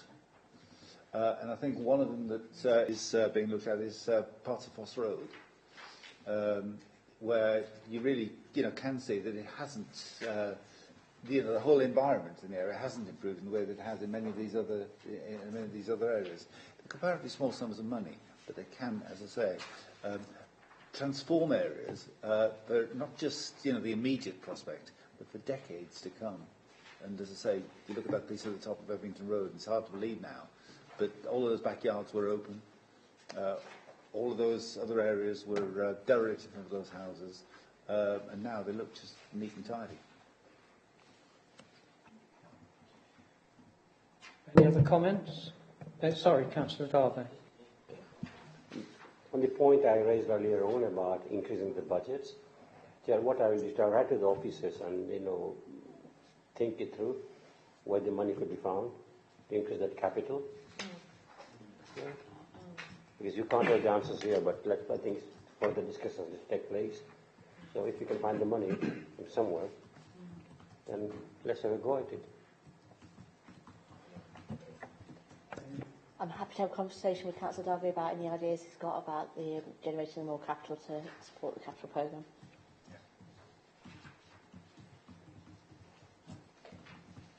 Okay, that's another decision for the council. We're just noting a report on any comments to add to that.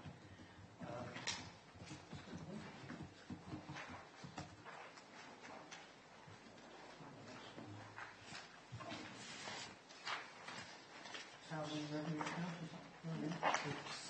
Item 12 for housing revenue account.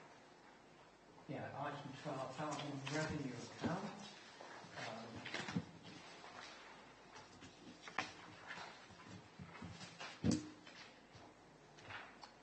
Chris, straight to you. Thank you, Chair.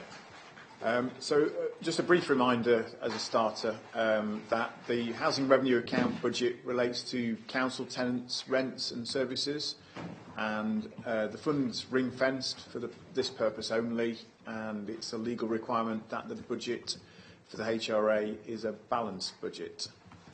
Now, what's in front of you today to consider is a balanced budget, but to do this we've had to request the highest level of rent increase because the housing revenue account continues to face significant pressures expected to be in the region of £10 million in 24-25. That's set out in more detail in 4.41 of your report, Table 1, page 100 of your pack. The 7.7% rent increase which is being proposed in this report equates to an average increase in rent of £6.58 a week, taking the average Leicester City Council rent to £85.48. And just a reminder that up to almost 60% of our tenants receive housing benefits or equivalent, so we'll have the increase covered. Alongside the rent increase, we're proposing a 7.7% rent increase on garage rents, a 6.7% increase on service charges, and a 5% increase on gypsy and traveller plot rent, and a 10.1% reduction on waylighting service charges is proposed due to the direct link to electricity cost reductions. For district heating, we've got 1,900 tenants and 1,000 homeowners are supplied with heating and hot water through the district heating scheme. The charges for properties with a heat meter are separated into fixed charges and a variable charge for the heat actually consumed. The forecast underlying cost of gas for 24-25 is significantly lower. This not only reduces the variable consumption charges, but also has enabled a partial reduction to the fixed costs. So the report therefore proposes for the coming year a fixed cost reduction of 24%, down from £375 to £284, and for the heat variable charge to reduce down by 29%, from 12.31 kilowatt hour to 8.7 pence kilowatt hour. For those properties with no heat meter installed, you'll see the report also puts a proposal in to reduce the average annual charge from 1,611 to 1,460, which equates to a 9.4% reduction in the charge. On the assumption of all the proposals in the report being taken forward, that would mean that from a capital perspective, out of the revenue budget in total, we're proposing to have a capital budget of £25.86 million. 15 million of that relates to additional investment into new build housing to bring on more council housing. So it would equate to a net budget of £10.8 million with, for core property improvements, with increases in budgets for kitchens and bathrooms, for boilers, for roofing and for soffits and fascias, and also an increase in the budget for the disabled adaptations for tenants. You can actually see the full table and breakdown of the proposed capital programme on page 110 of your pack. I'm pleased to be able to report back to the Commission that the budget has been put in front of the Tenants Forum members in December. Overall, all members fed back that they thought the Housing Revenue Account budget proposals was a good budget proposal. Tenants Forum members' main concern was about the 7.7% rent increase proposed, but ultimately they determined that based on the financial pressures and their design not to reduce the capital programme or services provided by the Housing Revenue Account, they would support all of the proposals. Appendix G from page 127 of your pack provides more detailed feedback from the forum. The proposal has also been considered by the Housing Scrutiny Commission in January, and comments from the Commission are in Appendix H from page 131 of your pack. From a timeline perspective, the intention is to take the report into full council on the 21st of February. Thank you, Chair. Thank you, Chris. I did find the appendix on your priorities very encouraging. It's great to see so much positive stuff being done, and it's also good to hear that the tenants organisation, I don't know if it's as active as it used to be, but it's good to see that they're taking a reasonable approach to these quite difficult issues. But other members, Councillor Porter. Yeah, thank you, Chair. Thanks for the report. Just a couple of questions, really. One was to do with on page 99, just a discrepancy at 3.1 between some rents that are going up by 7.7%, and then obviously you've got down here a 5% increase for hostel rent and service charges.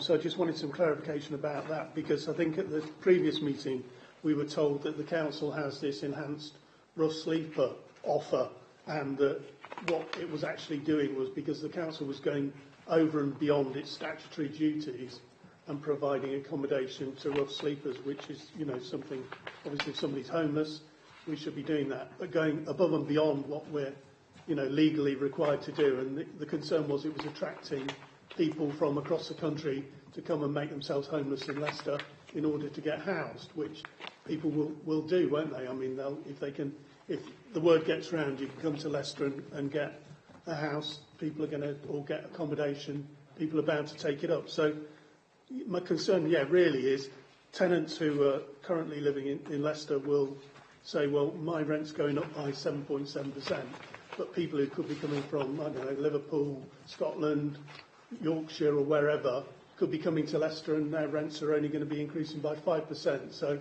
it was just to try and find out why.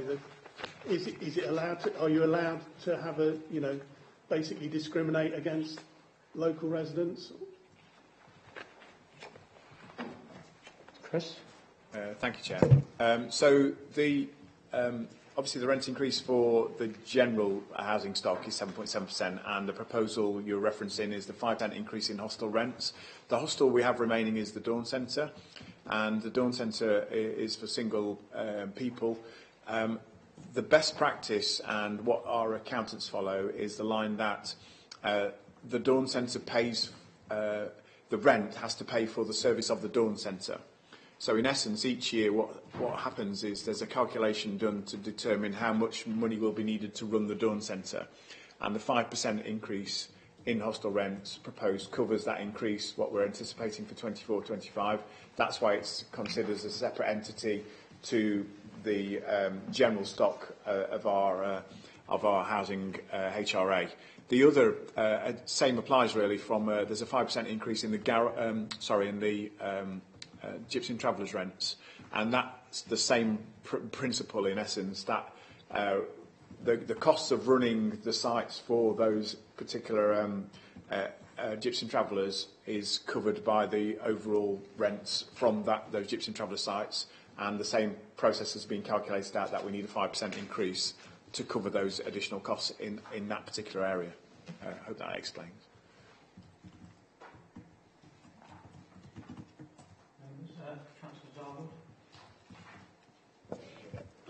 Thank you, Chair. Thank you for the report, and good to see certain things, most of the things are very positive. Please see that the district heating has been reduced, and I think that we've travelled together well, and we've reached that peak, and it's only the tenants that are going to benefit from that. But so I pick up what Councillor Porter said in terms of somebody from Liverpool or Scotland coming here. In terms of my experience of housing, I think they've got to have a local connection, so that will stop people coming, and I think that needs to be put to one side in terms of that. But one of the things is the right to buy. It's increased once again, and if it's on that trajectory, we have a shortage of housing stock, but it will also have an impact on our housing revenue account. Just wondering if it continues in that kind of trajectory, what kind of, and I don't want figures now, it's impossible, but what would be the potential impact on that?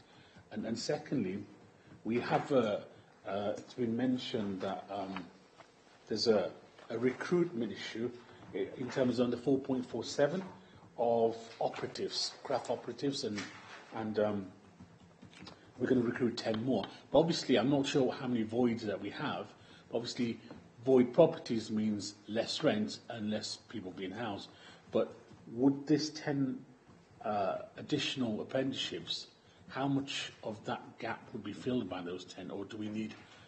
We haven't got an endless well of money, but what would be the perfect scenario in terms of getting the right operatives?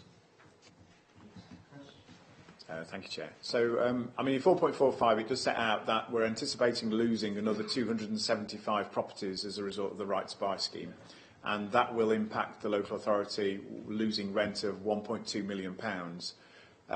So that sort of sets out the context of how big a challenge that is for the local authority, especially with the need for council housing to meet the demands of what we've kind of presented in relation to the homelessness pressures historically.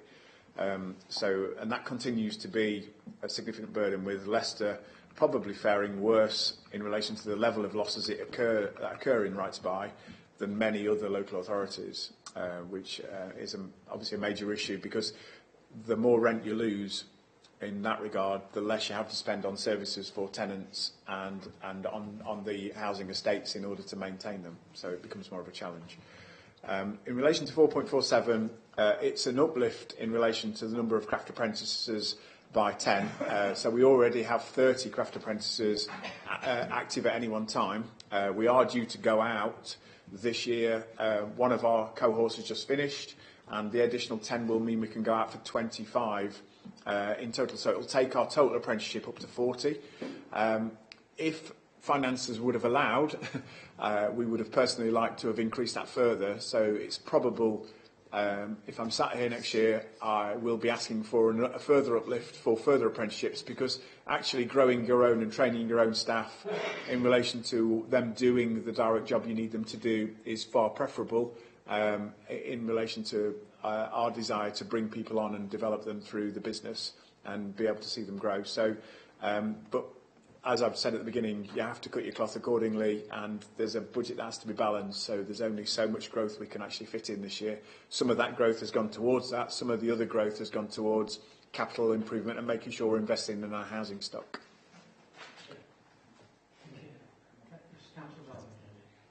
I was just thinking about the correlation between craft operatives and void properties. So if you reach that kind of maximum scale of craft operatives, then we could get rid of the voids, because I'm not sure how many voids we have at this moment in time. Does that make sense? Yeah, sorry, I should have reassured you that actually from a base staffing perspective, last year we presented historically at scrutiny and other meetings that we were suffering with recruitment in relation to craft operatives. Our worst position was we were actually 50 craft operatives short, and we continue to recruit, we continue to try ways to attract people. What I can positively report now is that actually that vacancy level has dropped to below 10, and we're actively recruiting on a permanent basis all the time now, and we continue to bring people in. So, and in correlation to the voids and the performance, I've reported again historically here that we're probably at the lowest level we've probably been running at for many years. We're actually well below 400. We're below 2% of our total housing stock. So we're roughly, I don't know the exact figure, but somewhere in the region of about 375 void properties, which is extremely low. That increase and bringing those craft staff back on board has enabled us to achieve that reduction in void properties. Thank you. Councillor Porter. Yeah, just one final last quick question. At our last meeting, we were told that the decision to send a report to full council on the rough sleepers had been withdrawn, but we've never been given an explanation why that was withdrawn. Can you explain why it was withdrawn? Chris. Oh, City Mayor, sorry. It wasn't on rough sleepers. It was on homelessness much more generally, wasn't it, Chris? Yeah. I think you may have got a bit confused about what the report was about. It wasn't about rough sleeping. It was about homelessness. No, it says in the minutes from the previous meeting. Let's get this right. Yeah, if you go to page 14 you turn to page 14 of the actual report that we've got in front of us. It says here on page 14, probably mid-paragraph, the current enhanced rough sleeper offer was beyond what the City Council was legally obliged to provide, etc., etc. It was stressed that the revised report did not seek a decision from full council in respect of the enhanced rough sleeper provision, but this matter would be kept under review. So the question was, why was it withdrawn? It's being kept under review. Yeah, but why? Why are you reviewing it? Why aren't you going forward with it? It was withdrawn from the full council. Why? Right. I think You must have made a decision. Somebody must have said, let's not go forward with it. So I just want to know why. Chris? Chris seems keen to answer. Well, all right, Chris can answer, I'm sure. All I was going to say, Sir Peter, is I thought you'd answered the question earlier where you'd actually confirmed that the intention was to take it forward, and probably you were trying to take it forward into the February council meeting, but if not, you'd take it forward into the March council meeting. I recall, Chair, I think Nigel may not be talking about the capital proposals for dealing with homelessness now, but the revised offer, which was about reducing the current level of support to rough sleepers, so that only 15%, as I recall from that paper we discussed, would be supported directly with housing, or with a temporary accommodation. But at the last meeting of this commission, I raised that, and I asked if that could be not gone forward with until further reviews have been undertaken, including an equality impact assessment. That was agreed here in this meeting. So I'm assuming that is still the process. That's still what we're working to. Yeah. I mean, frankly, Chair, we're doing what we were asked to do. It's just so for my benefit, because obviously I didn't pick up on this. Sue said that the proposal was withdrawn because the council was initially planning to reduce it by 15%, and more than 15%. Oh, right. So the council were planning to reduce the current offer, and Sue quite rightly picked up and said, hang on a minute, this doesn't sound very good. Let's have a review before we make the decision. Is that correct? Thank you. Well, Chair, with respect, that sounds like good scrutiny and the executive function actually taking note of what is being asked of it. I'm not quite sure what Nigel's no, it's absolutely fine. I've got clarification. Maybe I was asleep during that particular part, but no, that sounds excellent. So the review is going on at the moment, and it'll probably go to the March council meeting. Is that what you're saying? No, that is again confusing the two issues. What I was talking about earlier on is the capital proposals with regard to the spending on providing additional accommodation. This is about the policy issue as to the level of provision that is given to those who are in need out there on the street. Okay. Well, again, this decision about housing revenue account goes to full council. We're just asked to note it. Is that agreed? Sorry, formally I should be asking. Would you second that? Is that agreed? Thank you. Okay, we move, and thank you, Chris, for that, and Councillor Kelvin, not here, but for that report. Treasury Management Strategy, page 171 of our papers. Amy. Thank you, Chair. Could I ask you a question? Would it be okay if I take the three items together? Because they flow together and it's really hard to describe them as three separate items. Would that be okay with you, Chair? Yes, sorry. Is that okay? It's just they sort of all fit together, so it's easier to explain them. And I'm actually going to start with the last one, if that's okay, because that's the Treasury Management policy. And that is basically the framework and the governance that sits around the Council's borrowing and investments. It defines the overall objectives of our Treasury Management, and that is about our emphasis on optimum performance, but also effective control of risk. And that sets out our policies. Now, that doesn't come to committee every year. We take it to council probably once every about 3 years, because we don't change it very often, and we haven't changed it this time. It's just been some very minor amendments to wording in there. And that sits as the underline for all of the other policies that are strategies that are then in front of you. The Treasury Management Strategy is the next one, and this is the strategy around managing the council's borrowing and cash balances during the year. We hold cash balances for our day-to-day spend. They all sat there, so we will receive income ahead of our spend. So we need to manage that cash and make sure we effectively get the right returns, but also manage the risk around them. It also covers off the debt we've incurred for capital expenditure. The policy details the level of borrowing we've currently got, but also notes that as we spend our cash balances, as our reserves go down, it is likely we are to required to undertake borrowing over either by the end of next financial year or going into the following. This is on decisions that we've made previously around our capital expenditure. In there, it details our treasury limits, which are around the borrowing that we are to undertake. And then at the back, there is the principles of the limits we have on individual types of investment, and that's in the appendix at the back of that report. We then have our investment strategy, again another annual strategy that we are required to take to council for approval.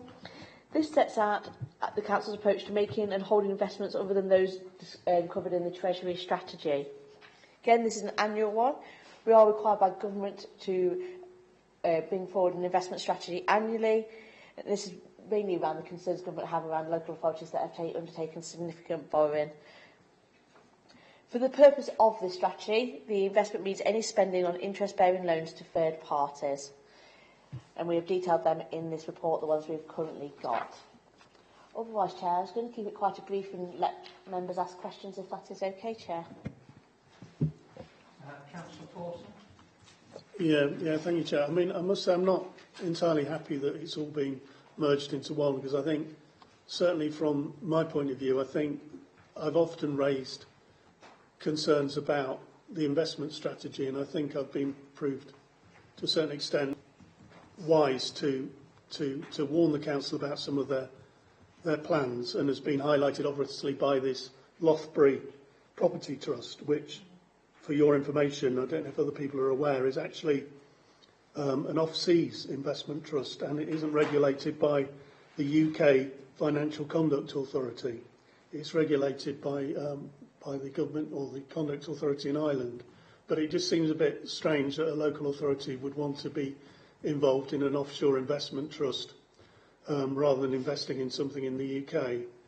I don't think the council would be benefiting from any tax advantages by being in an offshore trust rather than something that's based in the UK.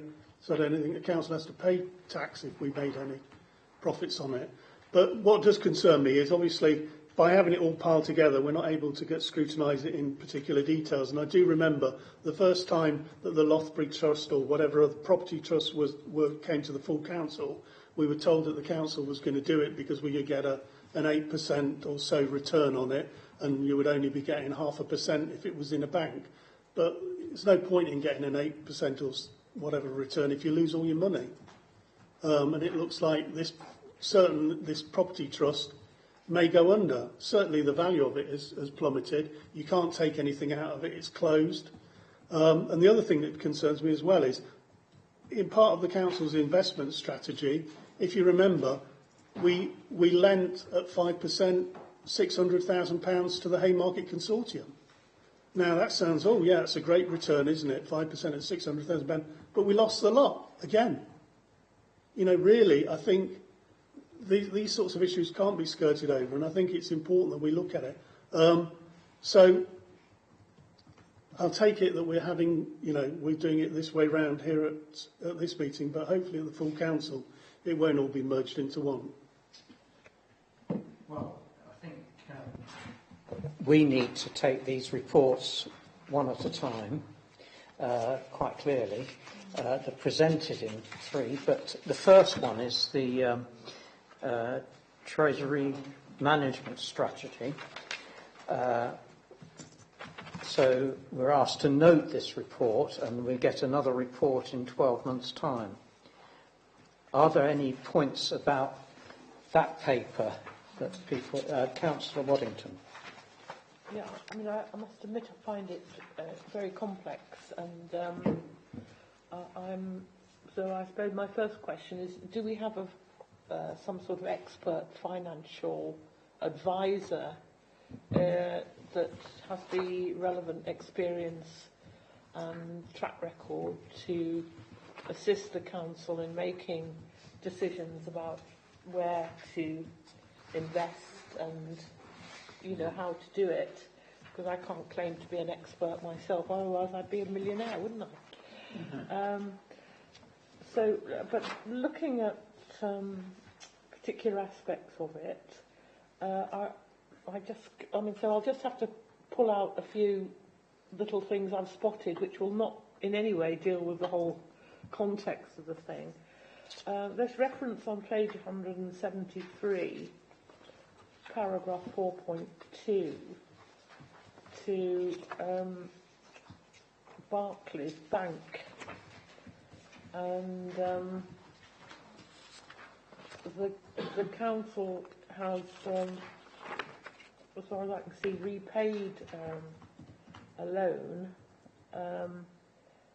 but had a premium cost of £2.2 million. That might have been quite appropriate, but I'm not very clear of the sort of reasons for that, rather than allowing it to run to its full term, or indeed why it was taken out with Barclays Bank in the first place. I mean, Amy may not know the reason why Barclays Bank were used either, but I'm just asking about it. And then I saw some reference to maybe on another paper. Oh yes, page 176. We will invest up to £30 million in commercial property funds. So why? What are we? We currently have investments of £7 million. So why are we going to invest up to £30 million? I mean, does that mean 30 million, or it says the performance has been disappointing? So, but the capital losses have been outweighed by the income received to date. So that then goes on to speak about Loughborough, as Nigel has raised. So, and then on page 179, sorry about this. It's just I did read this one. Yeah. Well, I try to. Some of them I don't understand. In this paragraph 8.4. Can you just explain what that is about? We would prioritise in 2024-25 having enough cash to repay the £20 million LOBO loans to avoid paying higher interest rates until 2054 on these loans. Would that mean we'd have to pay another redemption fee, you know, for early repayment, or not? Okay, thank you. That's it. Okay. Luckily, we don't have to decide on all these things. No, but I can ask the questions. Yeah. Good question. The chair would rather ask the questions here than me at the council.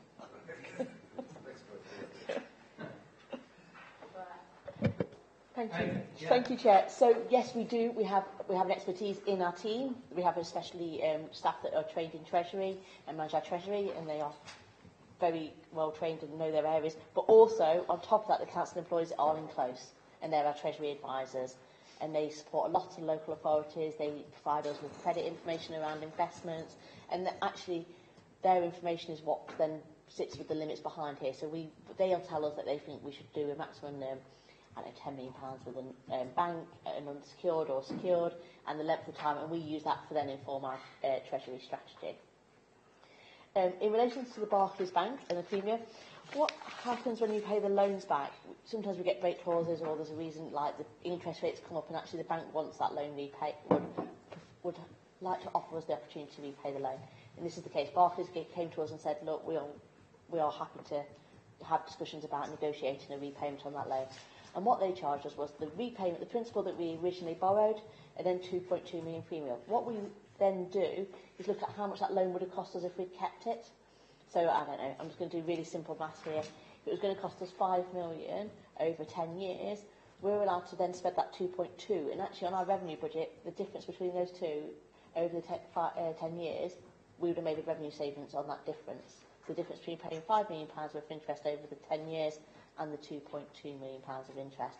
And that's a conversation, we would always look at our loans in that way.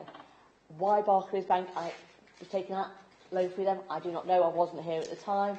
I imagine at the time there was some benefit analysis or some work done around whether it was better to borrow from BWLB or you have a commercial loan at that time. With the LOBO, it's a very similar principle. If we get an opportunity, because the rates are right for the bank and they offer that opportunity for us to come out of that LOBO, we will look at how much the premium is, how much interest we're going to pay over the rest of that loan, and whether it's financially beneficial for us to repay that loan, because we might be able to get better rates at PWLB, or we might not actually need those cash balances at the time. What I could do as well, because I do understand it's really complex areas, I will follow this up with a note, just so it's hopefully very clear for everybody what we consider when we're doing this. In the £30 million, that is a limit.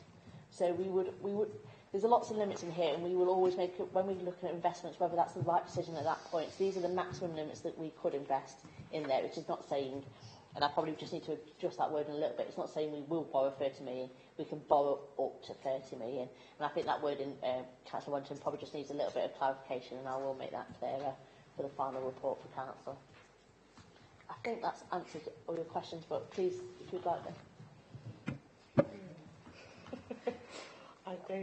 I suppose my concern is, I mean, I understand the logic of what's been said, but my concern is, obviously, that when we repay these loans early, and we have to then pay an increased charge, you know, a redemption, you know, early release charge, that's coming out of the revenue budget. We've just heard how difficult the revenue budget situation is. So one has to weigh up the, you know, cost benefit of all this. Sorry, is that wrong? Is that wrong then, what I've just said? So, if we pay the only so that we talk about this 2.2 million, when we repaid that in April, we don't pay that in the revenue budget in the year that if we paid it physically in cash. We pay it over the same lifespan of the loan in the first place. So actually what we've done is save every year, it would be about 250,000 over that time.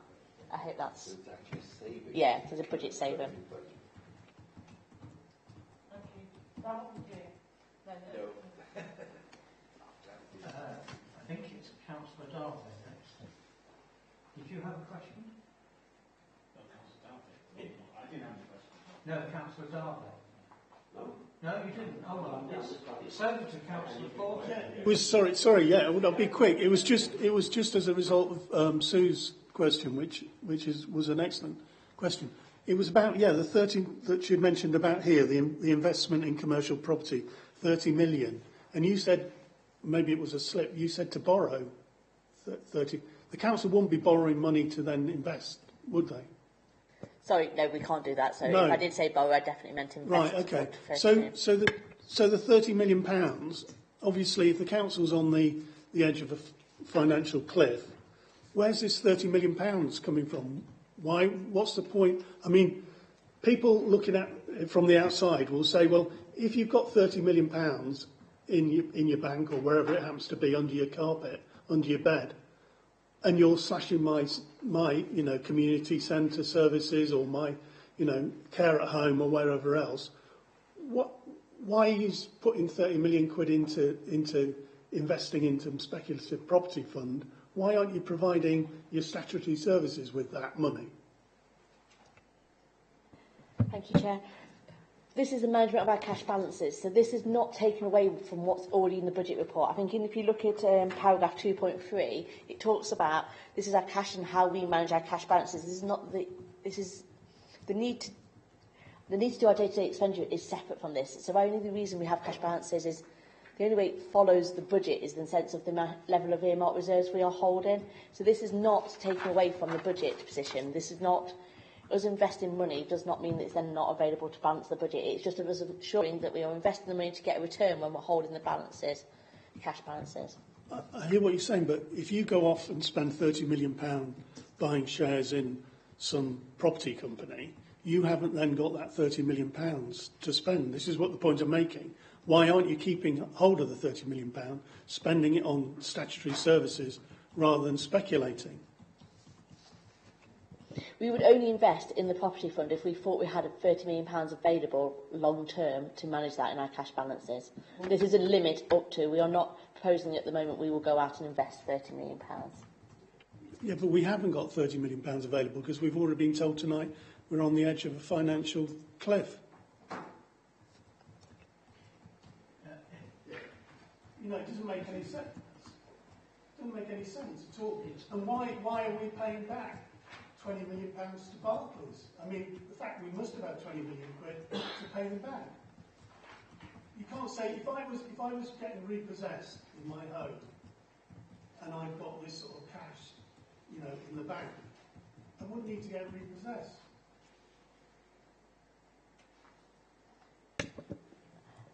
I think what we have to remember, managing our cash balances is different to the cost of our day-to-day running. We will often receive cash ahead of us spending it, so we do need to have a treasury function. And as this notes, at some point we will need to borrow again. But actually, these two loans that we've talked about, the interest rates are higher than what we can borrow at currently. So actually, we are saving money in the revenue budget, repaying these loans early. And if we do need to borrow, we can borrow at a cheaper rate than what they were currently borrowed at.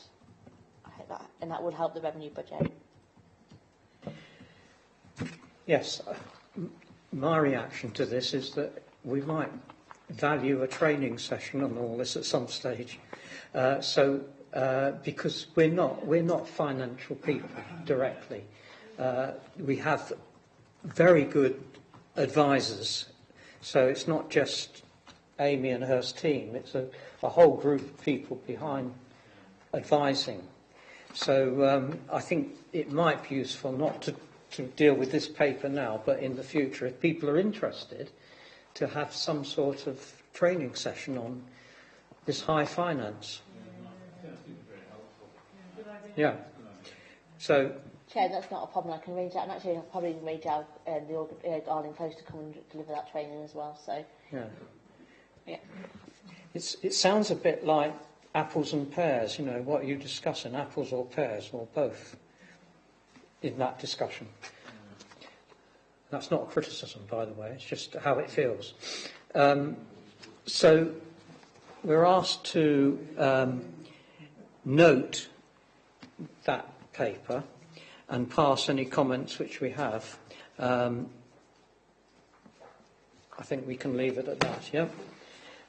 The next one is where Sue, I think some of you were wanting to talk about the investment strategy, which is page 197 onwards, the investment strategy. That's the next paper.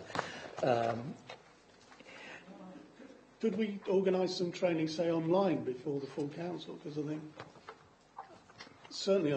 it's something that needs to be clarified, because people will be saying, if the council's got these millions to invest in projects.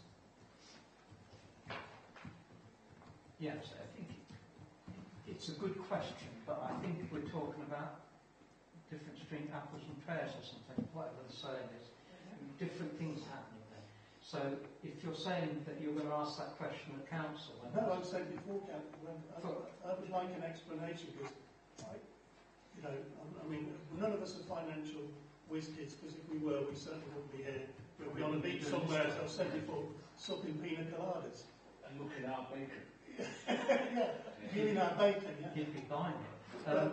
So I'm just thinking, let's get this sorted out sooner rather than later. Amy. Can I suggest that if Councillor Porter wants to have a session, we could do a session on Treasury strategies and his questions that he's raised tonight. Would that be okay? But we all need training, don't we? We all need to understand it. Not just Councillor Porter. Do you understand the questions? Yes. Well, if the members think it would be helpful before council, we can arrange a session to vote on these reports. we would like some explanation of what the difference is between these two funds, perhaps.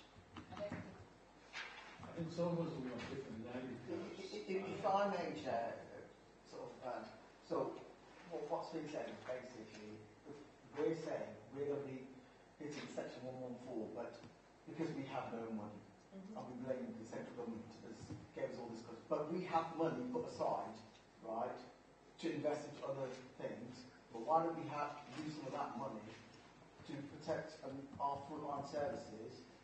Is that what you're trying to say? Rather than speculating in the market and losing it all. Losing it all like we will do with the Loughborough Fund. I think you're asking, is it possible to spend the sort of money you want to invest in on day-to-day services? Is that possible? And if it is, there's political decisions behind that, presumably, choices. Yeah. So maybe we can't answer that here and now, but you're worried about this. If the council's on the edge of this financial cliff, we should all be very concerned. I'm obviously not explaining it very well, so I'm going to try it another way. This is completely separate from our budget. So us placing an investment with someone is not us stopping us spending it on revenue money. It's just us making sure that when we're sat on cash balances, we're getting a return for that investment rather than it just sitting in a bank account where it gets no return. So it's not stopping us spending it on services. It is just about us managing our cash balances so we do get a return on them. So it's a bit like a reserve, that? It will. No. Can I just say, no, I can't accept that, because what I would say is, if we've put £30 million into a property fund, we do not have that £30 million to spend on day-to-day services. It's as simple as that. If you go and buy shares in a property fund, you've then given your money and exchanged your money for shares in that property fund. You can't then go out and spend another £30 million because you've already spent it by buying shares in the property fund. Councillor Darwood. I'm trying to understand this. Are we saying, in simple terms, this is instead of hiding our money beneath our beds? So what we're doing is putting in our bank account, we're getting interest we can use. Okay. Chair, it is worth remembering that for all the difficulty we have in actually spending on services, our income comes in irregularly. Doesn't all come in, nice neat parcels throughout the year as we need it. It comes in irregularly, particularly when we build things annually. And as a result of that, we have balances at particular times of the year, and indeed have had, until this coming year, sufficient reserves to cushion the reduction in that income.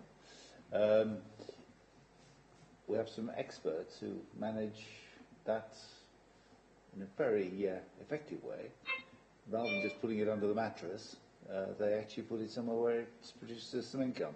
And that income helps to meet the bills quite substantially. I think, it is interesting that obviously, despite some members having been around for quite a long time, they haven't got it yet. It's interesting, but I'm not, unduly surprised by that, because actually it happens away there in the background. But it's a very legitimate question to have it, more fully explained than I can do this evening, and Amy, even with all of her expertise, can do in the short time available. I don't know, Amy, I just through you, Chair, whether it is possible to offer something to members in advance of the budget meeting, because frankly, and I joked about this earlier on, but I'd much rather that they asked you the questions and got the experts to answer them than ask me the questions and expected me to be able to in the council chamber. Chair, I must come back on this because I completely understand what Peter's saying about the day-to-day money coming into the council. You have money flowing in, money flowing out. But the specific point I was making was the fact that Sue pointed out, which was the £30 million to go into a property fund. Now, Peter, you cannot say that that money would then be available day to day, because once it's gone into the property fund, you've bought shares in the property fund, you have spent the money. It isn't available. You may get the return of 5, 10% or whatever else. But the fact is that £30 million isn't available. You explain to me how you can buy shares, £30 million worth of shares, in a property fund and then still have the money in your bank account to use day to day. Explain that, Sir Peter. Fortunately, Chair, I don't. Some experts do. And I really would suggest that if it can be set up before the council meeting, it's very helpful to do that, so that members can have an opportunity to hear direct from Amy and her team of experts how they manage this stuff day to day. Can you explain then, Amy, how you can do that? Because Yeah, I can't know. Let's have it done now, because there is no way you can spend £30 million buying shares and then have that money available day to day. You can't.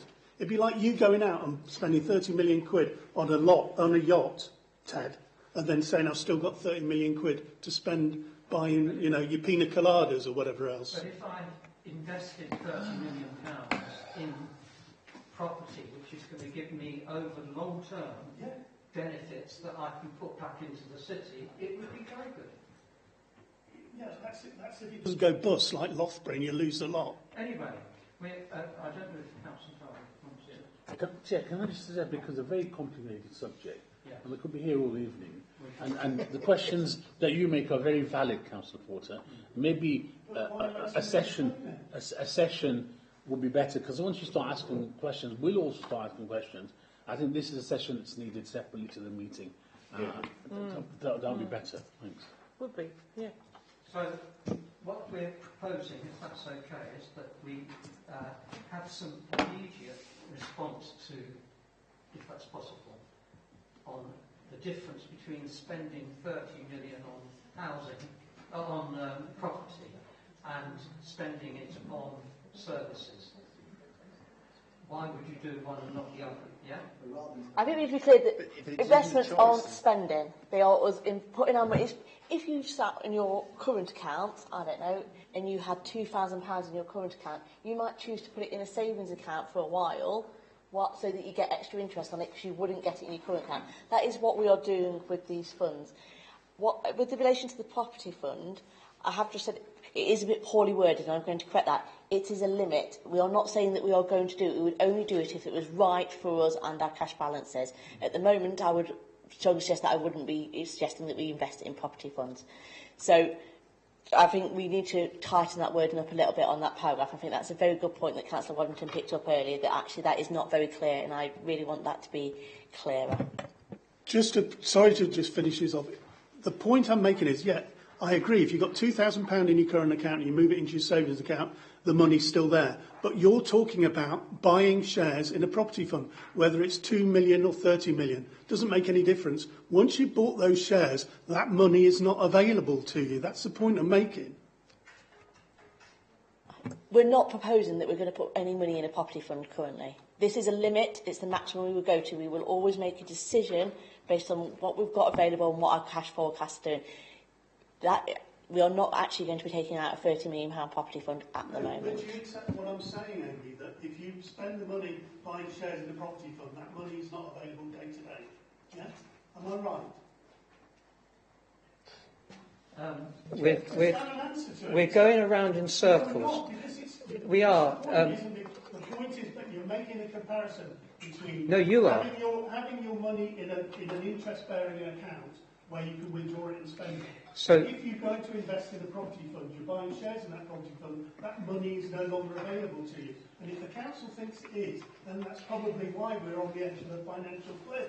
Well, in simple terms, you either invest so that you've got and keep that money in investment so you get some return which you can use for the services you want to provide, or you get rid of all your investments, put it on services that year, and then what do you do? It's false economy. But I think we have to move forward. Is there any way that we can explain this more simply? Not now. As of Chair, as of offered, I will arrange a training session before Council to make sure hopefully everyone's more comfortable. It's actually quite a simple question, isn't it? Should you be putting money in investments or spending it and then it's gone? Or is it actually a matter of choice, or a matter of actually doing the wise thing, making sure that you get as much as you can from that money while you're holding it? What we've got today is there are controls on that investment, so that officers in the executive can't just do it in any random way, mavericks. There are controls which we feel are very important to make that sensible. Simple. So, we've asked to note this, put comments, which are many, to the Director of Finance, and we're asking for further clarity on that. So thank you, Councillor Porter. Thank you, President. So is that agreed? Yes. Thank you. And then the third paper is Treasury Policy 24 to 25. Yeah. Anything more to say on that?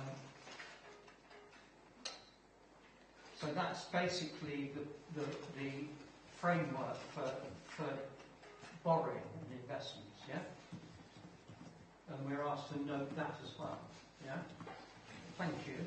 But I think we need to think about how we inform members, particularly of this committee, about some of these financial arrangements, yeah? So that we know what, when we get a paper, we've got some idea. We're not going to be experts, and we shouldn't be. But we need to better understand some of the issues. Okay, thank you very much. We then move to our work programme. Oh, thank you, Amy, by the way.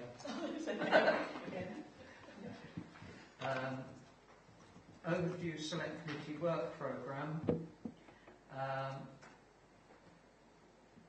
If you've got any more suggestions about what we should be doing, then I suggest you go through your commissions, Ray, because that's a good place to start. No any other urgent business. So thank you very much. It is, whatever time it is. 7:53. 7:53. 7:53. Thank you for your patience.